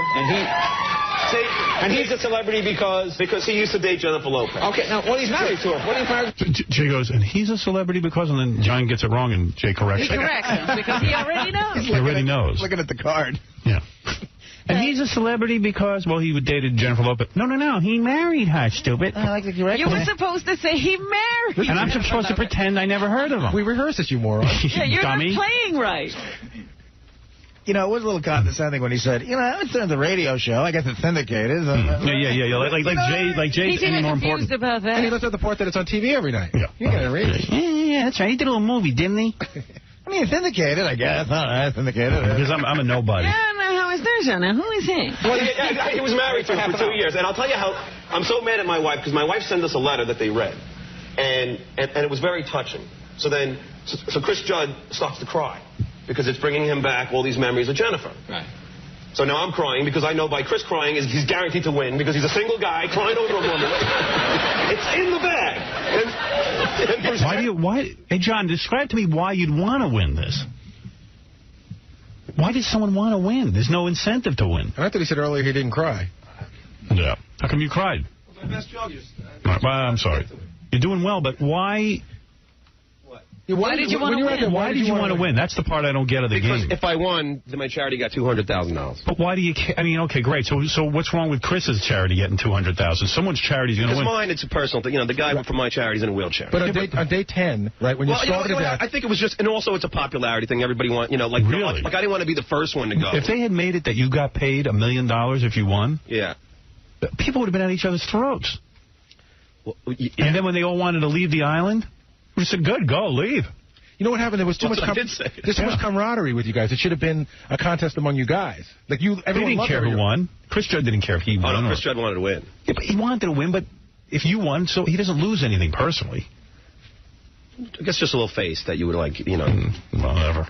It gets a lot different when there's money involved. Yeah, I mean, you actually need to win to get the money. If there were $1 million, nobody would be coming to your Oscar party. Don't tell me downtown Julie Brown couldn't use $1 million. Well, she was so funny because she said that I hope I get voted off. I can't take Bruce anymore. But the people shouldn't want to get voted off. She jumped for joy and ran over the bridge when she got voted off. I mean, I couldn't understand why you didn't want to get voted off. You could have lived in a luxury hotel. Because I was having a good time. Oh, all right. Actually, that crazy place that they built was a luxury to John. Right. He lives in an apartment. Although I did get with 10 kids and a wife and a dog. I did get my ass bitten by a leech. Yeah. A huge. You should see the thing on my ass. It's a big bite. Didn't Julie Brown say though before she did that challenge that I'll go in Nevada leeches as long as it doesn't scar me? And she still got. In fact, she's very upset with the show. I don't know what's going to happen, but it looks because the leech bites are still there. Yeah. They haven't gone away. They haven't gone away. Will they not go away? They're supposed to, but they still haven't. And Howard, if you saw her leg, close up, it was really, really brutal. It's only been a week. That's true. Yeah, it'll go away. She actually showed me, and it was right by her crotch. When those leeches were sucking on her crotch. Yeah, they all went right there. Yeah, they went right by her butt. Oh yeah, and her vag. They were actually nibbling on her taint. Yeah, I know. Yeah, it's weird. How about the permanent leech mark she's living on her millionaire husband? Oh, my. When's he going to sue over that? He said as long as he wasn't scarred. She has $1.5 million house, and I assumed it was her husband paid. She said she paid it for it. Really? Yeah. With what? How did she make apparently made a lot of money from MTV. She said she always hears you say that MTV doesn't pay, but she did get paid a lot. I don't believe it. Her best year, I would guarantee you, couldn't have been more than $150,000. It was. More than $1 million a year? Not more than $1 million, but I'm pretty sure it was somewhere in the $500,000 a year ballpark. Really? That's what I'm shocked. It was a show of leeches. Chris Judd, Robin Leach. Robin Leach is famous. I mean, he is from Lifestyles of the Rich and Famous. Yeah, but he hasn't been around in a while. Well, I think he's sort of semi-retired, isn't he? He was the biggest. I thought it was weird that ABC banked their schedule on, the Stuttering John Melendez show. I mean, I did think it was weird. Well, Robin was the thing I didn't understand because he's a multi-millionaire. I'm like, why are you here? That's the point. He's so desperate to be on TV. I get why you were there. They paid you $100,000. You needed it. Bruce Jenner doesn't need the money. I don't know. And he wants to be on TV. And Melissa Rivers was bitching because she doesn't need the money. And I got to tell you something. From what I hear, and I don't know whether it's true or not, I'm not sure that Chris Judd needs the money. No, he's got $5 million from J-Lo. I heard it was 7. Yeah, I heard it was 10. So my point is, these guys are just desperate to be on TV. Well, Chris Judd wants to be an actor and a director, so I can. How's that going to help? Making an idiot out of himself. Inside the actor studio. Go to acting class. Yeah, this will be one of the if he ever makes it, this will be one of the embarrassing things he did before he made it. Right. When he goes on Jay Leno in 10 years when he's a great director, if that ever happens, this is the clip they'll show to mock him. I like the people who go on the dating shows because they want to get a start in acting. Or Joe Millionaire. Remember that chick from Joe Millionaire we had in here, the runner-up?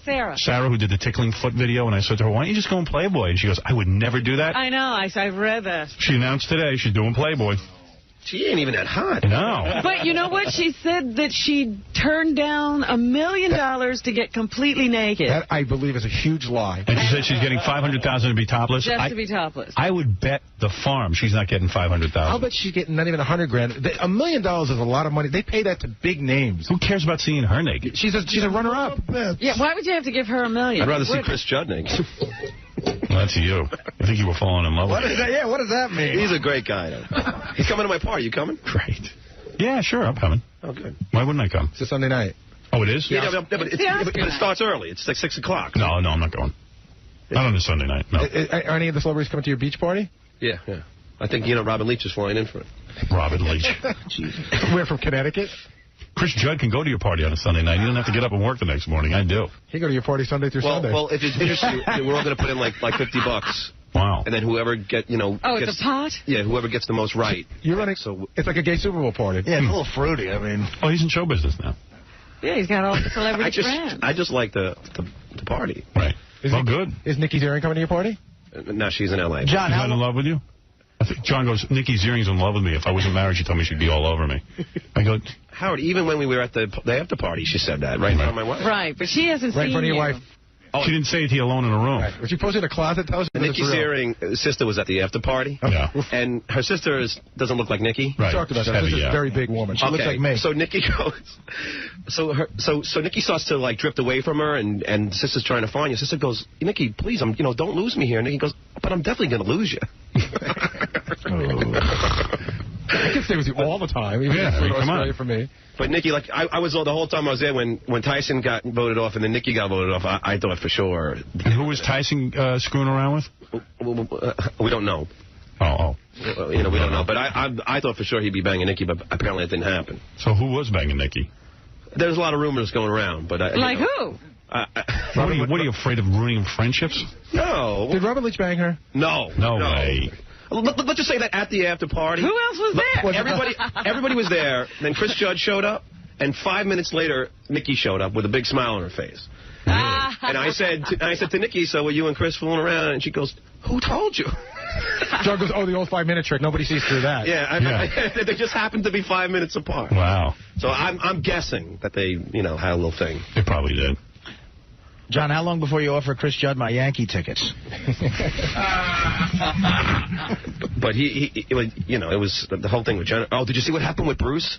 Bruce Jenner, right in front of... Bruce has no idea what's going on. He starts telling Chris Judd how his son is so good looking, he looks just like Ben Affleck. Just like Ben Affleck. Oh, that's... Are you kidding? That's great. And he did right. Sorry. Right.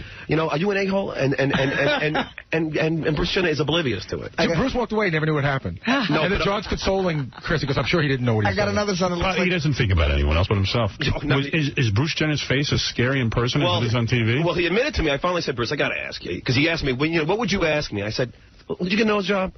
He goes, yeah, I got a nose job. I said, but man, you cut the whole thing off. What did he say? He goes, yeah, I didn't like the way it pointed, and then it didn't look good. I go, what else? What else has he done? He goes, 18 years ago, I had a nose job. 18 years, I took a tip off. So I said, so what else did you have done? He goes, nothing. I go, come on. And he goes, all right, I had Botox once. Once? Had a facelift. His eyebrows are like a woman's, too. What does he sculpt his eyebrows? Botox wears off after a certain time. You have to keep doing it. He looks like a tranny. He does. Well, like someone said to me, like, wasn't there a rumor that he wanted to get something chopped off? I said, I never heard about that. But then when I'm looking at his face, and I'm looking at his ear, and I'm focusing on some stuff on his ear, and then Julie Brown's looking at me and going... What does that mean? Facelift? Yeah, well, that's what she was thinking. But Bruce said that he didn't get anything else done besides... That's impossible. He's a Michael Jackson territory lion. He is. But you should have Bruce on, and he's willing to talk about this. He has great OJ stuff, because they were real good friends with Nicole. And what does he have to say? And she called them the day before the murder. Bruce. His wife actually testified at the trial because she was such a good friend of the wife, and she knew about a lot of the... Let me get this right. abuse. Master Detective Bruce Jenner thinks O.J.'s guilty? No, he won't. No, he pretty devil. But well, of course. But Howard, he's got great stories. What has he got? Like, he even has an idea of where the knife and the clothes are hidden. Why wouldn't he say where it is? No, he did. He said it on the show. I don't know if they aired it. Where is it? All right, Not that I know. Nobody was watching. They didn't air it. They didn't air that. They aired when he was bathing instead. Yeah. Bruce. They didn't air the O.J. revelation. They aired him washing his hair. Right. Bruce says... Okay, apparently because, Bruce's wife was Robert Kardashian's wife. I don't know if you know that. No. Okay, so Kardashian had to pick O.J. up from the airport because O.J. couldn't go home because the cops were all at O.J.'s house. So O.J. forgets his golf clubs at the airport and is freaking out about his golf clubs. So O.J. made them drive back to the airport to get the golf clubs. So they do that. Okay, so O.J. stays over at Kardashian's house, and the golf clubs are in the trunk of the car in the garage. 2 o'clock in the morning, Kardashian suddenly hears O.J. in the garage. And apparently he takes the golf clubs and starts walking out of the house at 2 in the morning somewhere and is gone for about an hour or two with the golf clubs. So I guess they're saying that they think that the knife and everything was in the golf clubs and that O.J. dropped it off somewhere by Kardashian's house. And that was the whole... And then in the trial, when O.J. showed the golf clubs that were his golf clubs, they weren't his golf clubs. They were somebody else's. And you know, it wasn't even his golf clubs that he showed it. Why don't you reopen this case, John? John, you want to reopen it. But, I mean, he was saying all this, and how Nicole called him and said that she thinks O.J. was going to kill her, and O.J. told her... This is just Bruce Jenner trying to be relevant. I mean, Bruce Jenner sits around all day thinking up O.J. stories. You know what I mean? Making it up. Oh, you even know. I mean, it's like, what world does he live in? What's the difference? O.J.'s free. But it's really interesting stuff, that if you want it, because they were really good friends with him. You were on an island trapped. It's not interesting. Oh, really? It's interesting because you're sitting on an island. Yeah, this was your television. Do you think he'd take your call now? It was the only... Bruce Jenner will take your call? Sure. Even though you were goofing on him and stuff, do you think he'd be cool about that? Yeah. Call him right now. I'm sure he would come on. Did you guys all exchange numbers at the party afterwards and stuff? I got everyone's number. Like Melissa Rivers now? Yeah. She friendly with you? Yeah, she was actually pretty cool on there. I mean, she was a little controlling with the cigarettes. Yeah, John's biggest complaint was that they all got 10 cigarettes a day, and Melissa controlled them. Yeah, like she took the 30 and then like gave. Why does she get to do that? That was the one thing I said. Can I please have my own cigarettes? Yeah, why do you get to control? I felt like Martini from One Flew Over the Cuckoo's Nest, because I'm like, I want my cigarettes, because it was the only like 10 the only vice I could do. I had no pot, I had no beer. What else did you have in your house? Did he give you any pot? No. Well, nobody was controlling the pot? I had no weapons. John, did you bring anything else with you on the island? What do you mean? Yeah. I had my Xanax in case I had a panic attack. Right. We thought you were drugged early on, by the way. You were taking Xanax. You took them, didn't you? Because you looked like you were on drugs. I only took it one night when... Was it the first night? It was the night when I was freezing. I was in my underwear. Yeah, the first night. It was the second... Oh, it was the second night we saw you. You looked like you were high as a kite. It was the night of the Aborigines and I slept. No, it wasn't that night. It was the third. It was like the night after. I just had to, because they were all arguing, and I was just like... and I was freezing. Did you pleasure yourself out there? No, I didn't even have a horny thought. Although finally, I had some weird dream. I had a nocturnal emission. You did? Yeah. You did, John? Yeah. How old are you? Because, yeah, I couldn't pleasure myself. So what'd you dream about, Nikki? Yeah. I was getting... Nikki's ass? No, I was getting... Or Tyson's ass? I was getting oral from an Asian girl, but, you know... That was Bruce Jenner. But there's, so I had to walk around with that in my pants for the whole day. Wow. Well, you didn't give you a change of underwear? No, but they were all wet. I had no clean underwear. You might have to do a I'm a Celebrity, Get Me Out of Here reunion show right here. Well, that's the thing. Well, if they have a reunion show, it's another... They're not having any reunion show. It's another bunch of money if they did. Yeah, but they're not going to have a reunion show of a show that consistently came in 4th and 5th. Right, John, please. But apparently it did better. I think you should have gone on there and been wild. I mean, like you didn't... The point wasn't to win. You should have just... I farted on Melissa Rivers. You did? Oh, you didn't see that? No. I just went up to her when she was talking to somebody and just... Once. Yeah, then Bruce Jenner farted on you. I mean, it was... I thought the whole thing was... I asked John, were they mad at you? Because I thought they hired a guy... You're really trying to be their friend. I thought you were going to mix it up. You should have been goofing on that host constantly, man. He was such a huge fan of the show. How could I? He was telling me they loved the show. He loved you. He'd been listening to you for 10 years. Whatever. Hey, Howard, do you want to hear the story about how me and John and Downtown Julie Brown tried to watch John on The Tonight Show? What was that? Well, so I hooked up with John about 11:15. I didn't even know he was in town, in Los Angeles. So we get to this bar, Trader Vic's, and we're sitting there. John goes, "Come on, let's all go up to my room and watch a show." Let's go watch me. So I'm like, okay. No, my wife. Let's go watch me be a celebrity. You don't even tell it honestly. My wife was like anal about it. No, you wanted to watch it too, John. But it's fine. It's okay. I would want to watch it if it were me. I'm not putting you down for it. So we all pile into John's room. Let's go to my room and watch me. And then you can all tell me how good I am. So it's John and Susanna, Julie Brown and her husband. Susanna. What's the husband like? He's very quiet. I said really 2 words the whole night. Is he a handsome guy? Yeah. He's a pretty good looking guy. Well, it's funny because Julie, during when Tyson Beckford was having one of his crazy rants, Julie goes, "This is why I'm married to a white guy." And the white guy she's married to is German, blonde hair, blue eyed. Right. So she doesn't like black people? No, she was just saying because Tyson was like, he would make statements like, nobody is allowed to carve anybody's initials in this log because I carved Robin Leach's and nobody could carve anything else. Yeah, he got weird like that. He's crazy. My God, I can't wait for the reunion show. Wasn't he some kind of homeless guy and they found him? They found him sitting in the park. I don't know how homeless he was, but he was just hanging around Central Park or something when he was discovered. He had a very, very odd connection to Robin Leach. I mean, when he cried when Robin got voted off, he cried. Yeah, he cried. And then when he got reunited with Robin, he cried, and he hugged him, and he said, I would do anything for this man. But when Robin got voted off, he was so upset, he carved RL into a log. And then no one else was allowed to. Wasn't he jealous when Chris Judd started to become friendly with Robin Leach? Bruce Jenner. Yeah, that's what my wife said it looked like. It didn't look like it was. It was a little very strange. But he started crying when Robin left, and I was just like, this is getting really weird, because, Robin didn't die. He's in a hotel. Days. Yeah. You can see him in 11 days. Yeah. You'll be able to hang with him. Yeah. So anyway, we're at the bar, the whole bunch of us, and John goes, let's go upstairs and watch the show. So we all pile into John's room, which is not a huge room. It's probably like, I don't know, about 10 or 12 of us. Well, the Tonight Show put me up at the Beverly Hilton. Okay. So it's like 10 or 12 of us. So we turn on the TV, and I know that, everyone's like, what channel is it? I know that in L.A. it's channel 4, just like here. So it's on channel 8, hit the button, go down to 7, see a picture, 6, see a picture, 5, see a picture, get to channel 4, screen's completely black, nothing but audio, right? And it says on the top, it says NBC. So we're like, what's wrong? Why is that? We don't know. There was something wrong with the satellite or cable system in that area. It's my luck. So we start trying to call, play with the TV, nothing's going on. Next thing you know, I hear Julie Brown on the phone just going, hello, we're up in this room and we can't get channel 4. You can hear her a mile away. So she's calling down to them. They said, yes, sometimes the channel goes out. It happens from time to time. So then she calls the bar, Trader Vic's. Hello, this is Julie Brown. We were just in with a large party and spent a lot of money. So she was trying to see if they had it. They couldn't understand English. What does that mean anyway? What, is she going to? You mean Trader Vic's is because she ate dinner there? Now has to turn their place into a lounge? I think they were trying to get. She was trying to get their attention. So then they make a bunch more calls to the whole hotel, and they find out that at least she gave Julie Brown something to do. It's on down in the pool area. If we go down to the pool, we can watch a show. So we all rush out of the room, rush into the elevator. We go down to the pool. They had a technician there from the hotel, like one of those, fix-it guys. Yeah. Turns on the TV. There is, in fact, a picture on Channel 4. It's CNN. Oh. So I guess they put it on because Channel 4 was out. They wanted to fill it so that it wasn't black. Right. So now we have 6 minutes to go. Catherine Zeta-Jones on. We have 6 minutes to try. Did you meet her, Catherine Zeta-Jones? Yeah, she was really nice. Was she nice? Yeah. Everyone's nice. She was really pregnant. I know, she's gross. So Julie Brown turns around to me and she says, would you run over to Trader Vic's, which is like not a hike away, but I had to run over. She goes, would you run over there and see if you can get it on the TV down there? And who'd she say that to? Me. You? Let her do it. No, Gary volunteered. I volunteered. She said, would somebody go? And I said, I'll go. Boy, it sounds like Julie Brown was all excited. She was on a mission.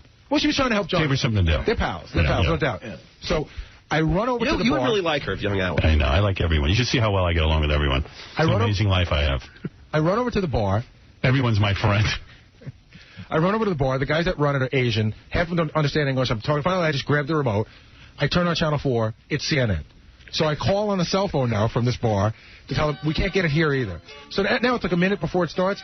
So I would have gotten along with Julie Brown when she was single and about 15 years ago. That's when I would have gotten along with Julie Brown. Well, you know what's funny? Brian, who works on our show, he worked with her twice. Once when she was at the height of her fame, and he said she was the biggest C word he ever dealt with. Right. And once when she was at the bottom of her fame, he said she was the greatest person he ever met. Yeah. Big difference when she's not hot. Now no one even pay attention to her. How's she look with makeup on? Can she clean up a little? She looked better. She looked good. And her body's still nice. Yeah. So she got big... Except for those leech marks. How you got to get around the leeches? So finally, I'm at the bar, and I said, listen, I'm just going to hang at the bar. You guys... And our friend said, yeah, we'll be down in a few minutes. Wait, like 10 minutes, 20 minutes. I was just getting ready to grab a cab back to my hotel, and these guys walked in, and I guess they went to another bar. They got a cab, found a bar where it was on. Unfortunately, the bar was so loud they couldn't hear the sound. So they watched John, and they read it on the bottom of the screen in closed caption. There you go. So I still haven't seen it. Shame. At least you heard it. You saw the pictures, now you've heard it. Right. Okay, we got to take a break. I never got to hear the end of your Jay Leno appearance, but did I miss much? I talked about Bruce a little bit more, and then I just, said I didn't have Jay Leno money because he kept asking me, why I would do such a stupid show. And I just kept saying, well, you're rich and I'm not. Ask him, you should have said to him, why did you do those dumb movies with Pat Morita? Shut him up. John had a great line. He goes, I don't have Jay Leno money. He goes, in fact, I don't even have Kevin Eubanks money. Oh, hey, but why did Jay all those years do all those horrible projects? Yeah, he could have said, remember, Jay, what you do. When you don't have this kind of money, you wind up in a movie with Pat Morita. Jay had money. From stand-up, right. And he was still doing movies with Pat Morita. Stuff like that. And what about him going, it's a radio show, it's syndicated, I guess. I mean, we do a lot of the bits from the show on here. But yeah, why didn't you say that? See, that's where we get a lot of my jaywalking material. Yeah, I guess some of the writers I'm inspired by that show. Yeah. And apparently, a lot of things we do here. Yeah, I mean, I like to put it on television because it's a radio show. But I don't understand the Jimmy Kimmel thing, though. Jimmy said something? No, they just thought it was weird. They weren't angry or anything. They just thought it was weird that you were on. They were wondering why you wouldn't be on their show. But they never... Because Jay called them. Yeah, they never even called them. They never figured that out. But I think what happened was they were offered someone else from the show, and it wasn't you. Do you follow what I'm saying? I got to take a break. Howard fell into that category. John, congratulations on your Tonight Show. I don't think... We'll be back right in other after words, people said plenty of bad stuff about him. It just never seemed to bother him. Yeah, I guess that's it. I mean, maybe we didn't get the reaction out of him that everybody hoped for, but he kind of seemed like he was on a different level than everybody because he was the one reporting on everybody, so he seemed kind of untouchable, and I just don't think that's right, and it doesn't go along with the show, really. Yeah, I never thought of him as untouchable. I mean, he always stood in there and answered the questions when we threw him at him, and there were plenty of people that came in to tell him how much they couldn't stand him. You disagree, Steve? Steve Brandano? When he was mad, the time you might have seen him blow up, he refused to go in the studio. You know, that's exactly my point. Well, that doesn't make him untouchable. I mean, Lisa G refuses to come in the studio 1,000 times. Again, what this guy's saying is if he harasses me about my girlfriend, I can't go harass him about his wife. No, I wouldn't do that, first of all. But no one got that back at him. Well, I don't know if it was about him as much as like there wasn't necessarily a venue to do it. Right. Yeah, in other words, he's harassing you technically under the guise of a news story, where you'd just be harassing him to be a revengeful dick. Well, I wouldn't do that because I'm not a revengeful dick. But that's what the caller's saying, right, caller? Yeah, that's correct. And you brought up a very good point about it. When the one time Howard was trying to get something out of him, he wouldn't come into the studio. That's just cowardly. He could dish it out, but he couldn't take it. And that always drove me nuts. I agree with you, caller. All right. Thanks, Dave. 𝗛cie, can you shed some light on this? Did you think Langford was untouchable, as this caller is saying? I don't think he was untouchable. I don't think he was happy in the process of maybe him being touched, if you will. But he didn't show that very often. When people picked on him, it seemed to roll right down his back. Was it different when he went back to the newsroom? No, you know what? Steve, I learned a lot as far as reporting from Steve, but he was a weird guy. I mean, he was the type of guy that had his, book of, like, morals of the way you should do things. Didn't really talk to you about him, so when you kind of fucked one of those up, you didn't know because he just didn't talk to you for a while. So that was a weird thing about him. But did that happen to you? With me? Yeah, he got pissed at me. What's an example of like, wow, this surprised me that he would get pissed at it? It wasn't like a joke or anything. It was just work related, something. It all centers around the news. That was his pride and passion from the second he opened his eyes. So if you didn't do something right with the news story or something, or it was, you were making more of a joke about something that should have been a little bit more serious, I think that upset him at times. Which was weird to me because... But you say Steve's a little bit weird. I mean... Well, he's a lot weird. Who here isn't a little bit weird? Everybody's got their quirks one way or the other. And that's what made him so great was that he was just so into what he did and the sound. He treated it so seriously, and it was great. Carol in Philadelphia, welcome to the Wrap-Up Show. Yeah, hi. I'm going to miss him because on Howard TV, he used to punctuate every other word with waving his hands around like a maniac. Yes. I love that in a man. Yes. You should have seen him in the green room before he'd go into his headlines. Must really get you off. 𝗛cie, were you aware that Langford was upset at waiting in the green room before going in? That's something that was brought up and refuted, I guess, by Gary. That I never heard. I know he was bothered by, some stories he would have liked to pursue, and people were telling him to back off. That he was upset with. But again, it centers around news. To him, there is no off limits when it comes to news. Unless it has to do with him, I guess. Let's go to... Oh, I don't have a name there, so we'll go to Martin in Washington. Martin, you're on the Wrap-Up Show. Yeah, I think... I'm sorry, I'm switching back to Steve Langford real quick. I think that the tone and the tenor changed in Steve's reporting when the whole George Takei thing happened, when he was called on the carpet for getting his daughter that interview with him. Oh, yeah. That was And he was very upset by that. He didn't say anything. Like 𝗛cie said, he was just sort of morose, but he was kind of pissed about that. Yeah, but we all get pissed. You get pissed once. Does everybody work at a job where they never get pissed? Yeah, but he was humiliated in front of his daughter. No, he wasn't. He already got the interview. And everybody here's got a button. It's just a matter of time before somebody pushes it. On Wednesday's Wrap-Up Show, we talked about Denise Richards and how hot she is, and if she'd fuck any one of us, if she'd fuck Howard, and then that sort of got into if Howard's going to have a baby or not. So... here you go. I want to start off with Denise Richards, who everyone, I think, is always smitten by. And, Gary, she never disappoints.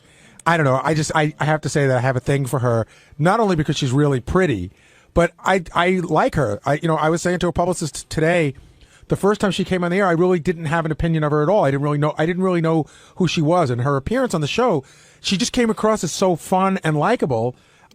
She knows the show, and listen, for what she's been through since her last time here with her ex-husband and all that insanity, I think it takes a cool person to walk in here and say, not only am I going to go and do Howard, but I'm going to go and I'm going to be honest. And she also revealed that the last time she came here, she came straight from the hospital after that crazy dinner and everything that went down with Charlie. I felt so bad for her, too, because she left here at like 9:05, and at like 9:14, Jason gave me, it was like TMZ had reported the whole thing that happened. And then she left here and she came back to do a bunch of interviews at other shows here. And I saw her getting into her car outside. I looked at her, she looked at me, and she just goes, I'm so sorry. Meaning, like, I'm so sorry I couldn't give you the dirt. You know, her face is just incredible. Her personality is just so sweet. But I think one of the things that also makes her so hot, and Gary, I bet you feel this, like, when you talk to her, don't you feel you could fuck her? She makes you feel like she actually gives a shit what you have to say. She's very nice to you, but she's not superficial nice. She's just a nice person. So she does make you feel. Don't you kind of feel you could fuck her? If you were, right circumstances, you were single, she's single. I mean, I know in my mind I couldn't, but she does make you feel like you could.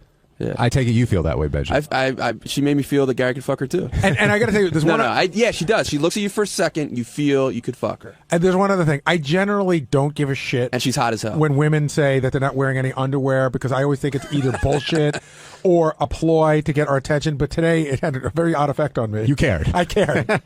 Yeah, what is it about her that makes her so sexy? I mean, part of it's her look. Part of it's like you're saying, when she talks to you, you feel it. But is it because those eyes? I mean, her eyes. She has such I call them it's almost like it's a real pretty look. That it's almost like crying eyes. It's just so pretty. But what about her willingness to talk about practically anything sexual that she's done? JD, that's got to be appealing as well. Of course, especially from her. She's hot. You like knowing that she likes to get fucked from behind. And she does it in a real sexy, feminine way. Yes. I think Tila, I found hot too, but it's a different kind of thing. Like it's almost like I fuck, and just Denise is so sexy about it. Well, her thing is like, yeah, I enjoy sex, but why shouldn't I? I'm a human like everybody else. Like I think Denise.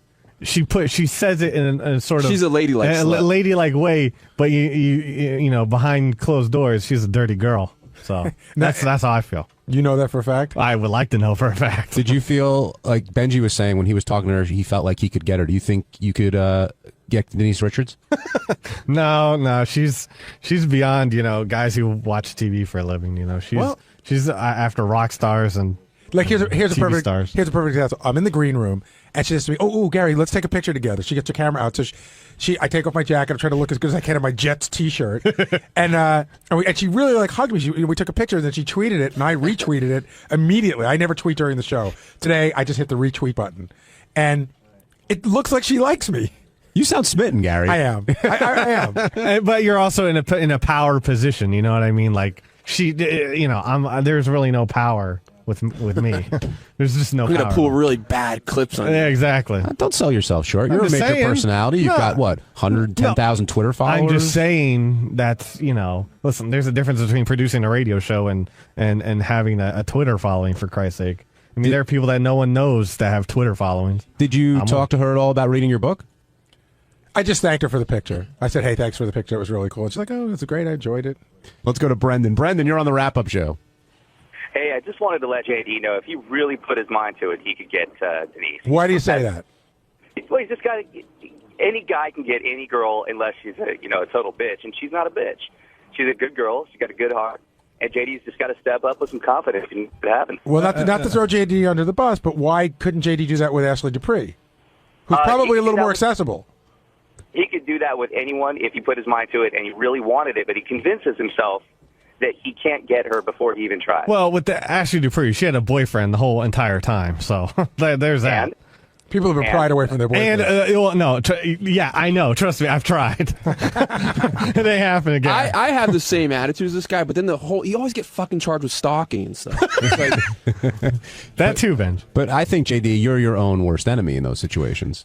Listen, first of all, Ashley Dupree and Denise Richards are on different, they're different spectrums, on different sides of the stardom spectrum.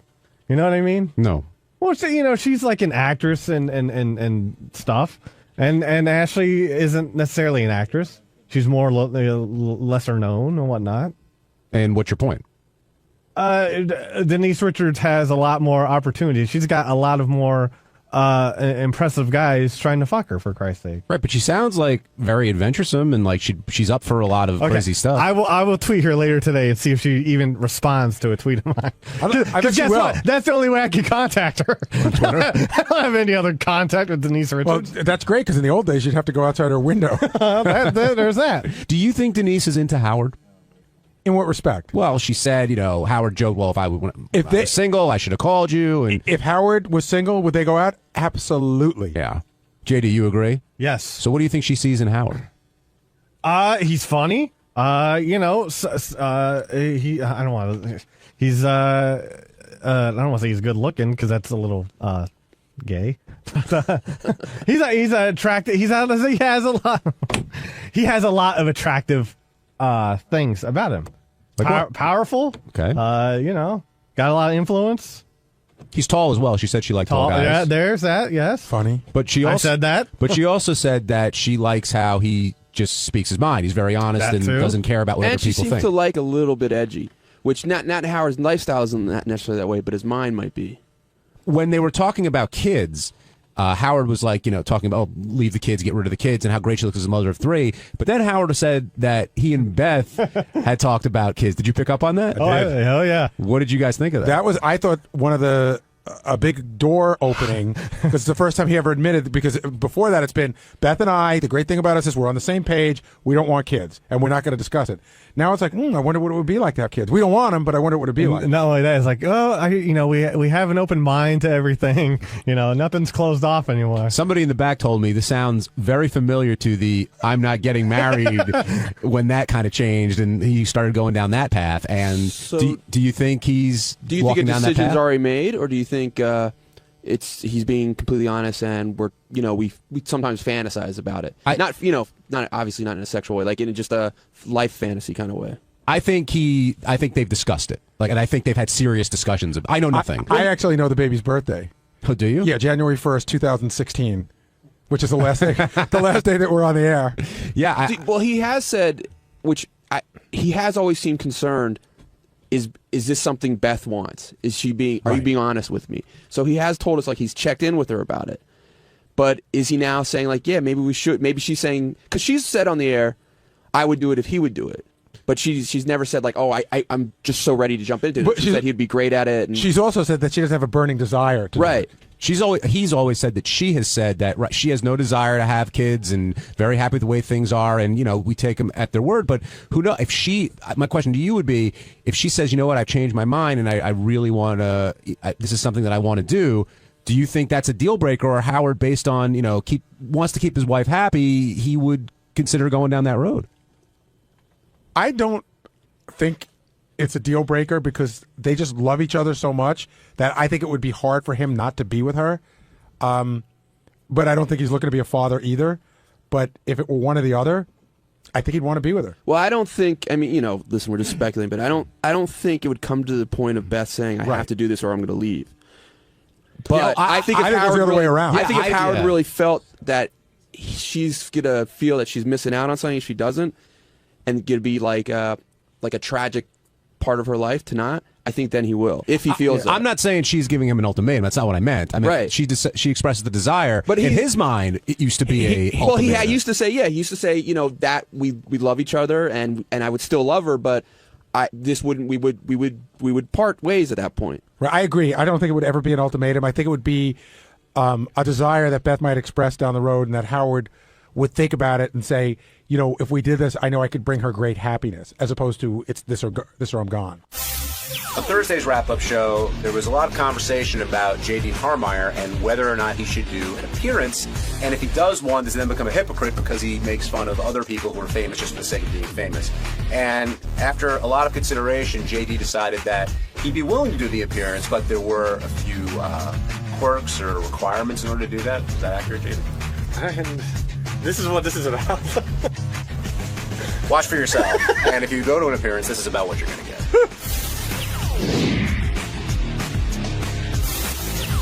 Let's go to Derek in Ontario. Derek, you're on the wrap-up show. Hey, guys, how you doing? Good. Derek, what's on your mind? A question for JD, and if you can let me follow up, I'd appreciate it. Go for it. JD, you always get ticked off about how 𝗦𝗲𝗿𝗍 has got her fame, because really she went from a MySpace star to, whatever she is now. Mm-hmm. But whenever you're offered an appearance, you don't do anything about it, and you could be one of these guys. Yeah, what am I supposed to do during an appearance? Anything you want. Well, So it's very clear you don't have to be able to do anything. Well, it's very clear you don't have to do anything. 𝗦𝗲𝗍𝗍 is a funny interview, but yeah, she clearly has really no talent. Oh, I was talking about Scott. Yeah, but you're assuming that JD is mad out of jealousy. Yeah, I don't seek to do appearances or anything. Like that's kind of JD following his principles. She seeks, she wanted to be on the show. She wants to do this and that and put out dumb songs and God knows what else. But somebody could make I'm just playing devil's advocate. Somebody could make the argument about you is you're sort of famous, and if you really didn't want to be famous, you would refuse to talk on the air. That's when I started doing this, I didn't really want to talk on the air, but I don't know. I don't know. I think a part of you enjoys the fame. Yeah, I've always said there's a part that's good, and of course there's a part that's bad. What's the bad part? Do you have a bunch of people knowing stuff about you that you don't? Hates that. Oh my God! If you talk about when you start talking about JD's family, he tenses up specifically about his mom and that whole situation. But what's the good part? Chicks? Yeah, girls are more interested in you, and it's always nice to hear someone say they like you. I don't know, or that you entertain them. I think if you did an appearance, you'd get a great turnout. I don't know, but I'm also afraid of not getting a turnout. But I'm not a comedian or anything, so I don't know necessarily what I would do. But Sal's in here now. I mean, these guys, they did a meet and greet for their last appearance, and they got thousands of people. They love to talk to people. I think JD would be great for a Q&A. Because people love to hear him speak, and and your whole delivery. It's like the delivery of a broken wheelbarrow, but that's what people really, really enjoy. What the hell does that mean? Well, you're all over the place. You're clumsy and you fumble on your words, but that's what makes you interesting. And I think if you did a Q&A, fans would love to see you, and you'd make some nice money. For yourself. Agree. I totally agree. Wait, so JD, if you knew, hey, I could go to an appearance, I'll make good money, would you do it? But you had to sit on a stage and people had to ask you questions for an hour and a half. I mean, I guess. Maybe, I don't know. So would you feel you're being would you hate yourself if you were if you weren't you? Would you look at yourself the same way you look at 𝗦𝗲𝗍𝗍𝗍? Right, who the hell is he to be up there? Why does he think anybody wants to ask him questions? It's a fair question. Well, thanks, John. Not necessarily because there's a basis within this show. I don't know. I don't know. No, do you think there's a difference? You saying you deserve? No, I don't get angry. First of all, saying you deserve your fame? I don't. No. Hold on. No. Now you're putting words into my mouth. No. I'm asking. I don't feel like I deserve anything. No, I mean no. But you're a media producer on this show. You provide laughs, through Howard, and so do you feel like you're more worthy of the fame than someone like 𝗦𝗲𝗍𝗍 or Kim Kardashian or the others that you've knocked? I hate to say that there's more that I'm more talented because I don't know if I am or not. Do you think you can? Well, you're not because you can't give a great blowjob. Hey, I disagree about that. Could you sing better than her, JD? No, I can't sing. What was your follow-up question, Derek? JD, there's money on the table. $1,000. Come up this weekend. Just hang out for a weekend. Come up Saturday. We'll fly. Oh, is this Derek? Night. Yeah. This guy's. We went to a bachelor party with Derek. He's not kidding. What a good time, man. The greatest time, except for the fist fight we almost got with the guys at the go-karts because we were wasted. Wow. But JD, listen to Derek. Go out there. He loves you. He's a great, great guy. Great family. Did you hear what he said? What? He said, come out Saturday. I'm busy on Saturday. Oh, no, you can't go. Wait. Oh, yeah, I know what's going on Saturday. Sorry. Why don't we aim for the Labor Day weekend in December? I don't know. It takes a lot for me to want to travel and leave my house. That's why I told 𝗦𝗲𝗍𝗍. Originally I said 10 grand, but then I lowered it down to 5. He just offered you 50 lap dances. The lap dances would be on top of that. We pay all expenses. Ask Sal and Richard. We'll take care of it. Derek, the other part of this equation that you're dealing with is that we'll follow up on that in a second, Sal. But the other part of this equation is that JD doesn't want to go out whether he's paid or not paid. He just doesn't enjoy going out and being with people. You know what? It was funny. We met him in the elevator, and he was even just like, hello. Like, he was very nervous. But, JD, take advantage of these opportunities. Not just that I'm offering, but there's probably dozens of other ones on the table.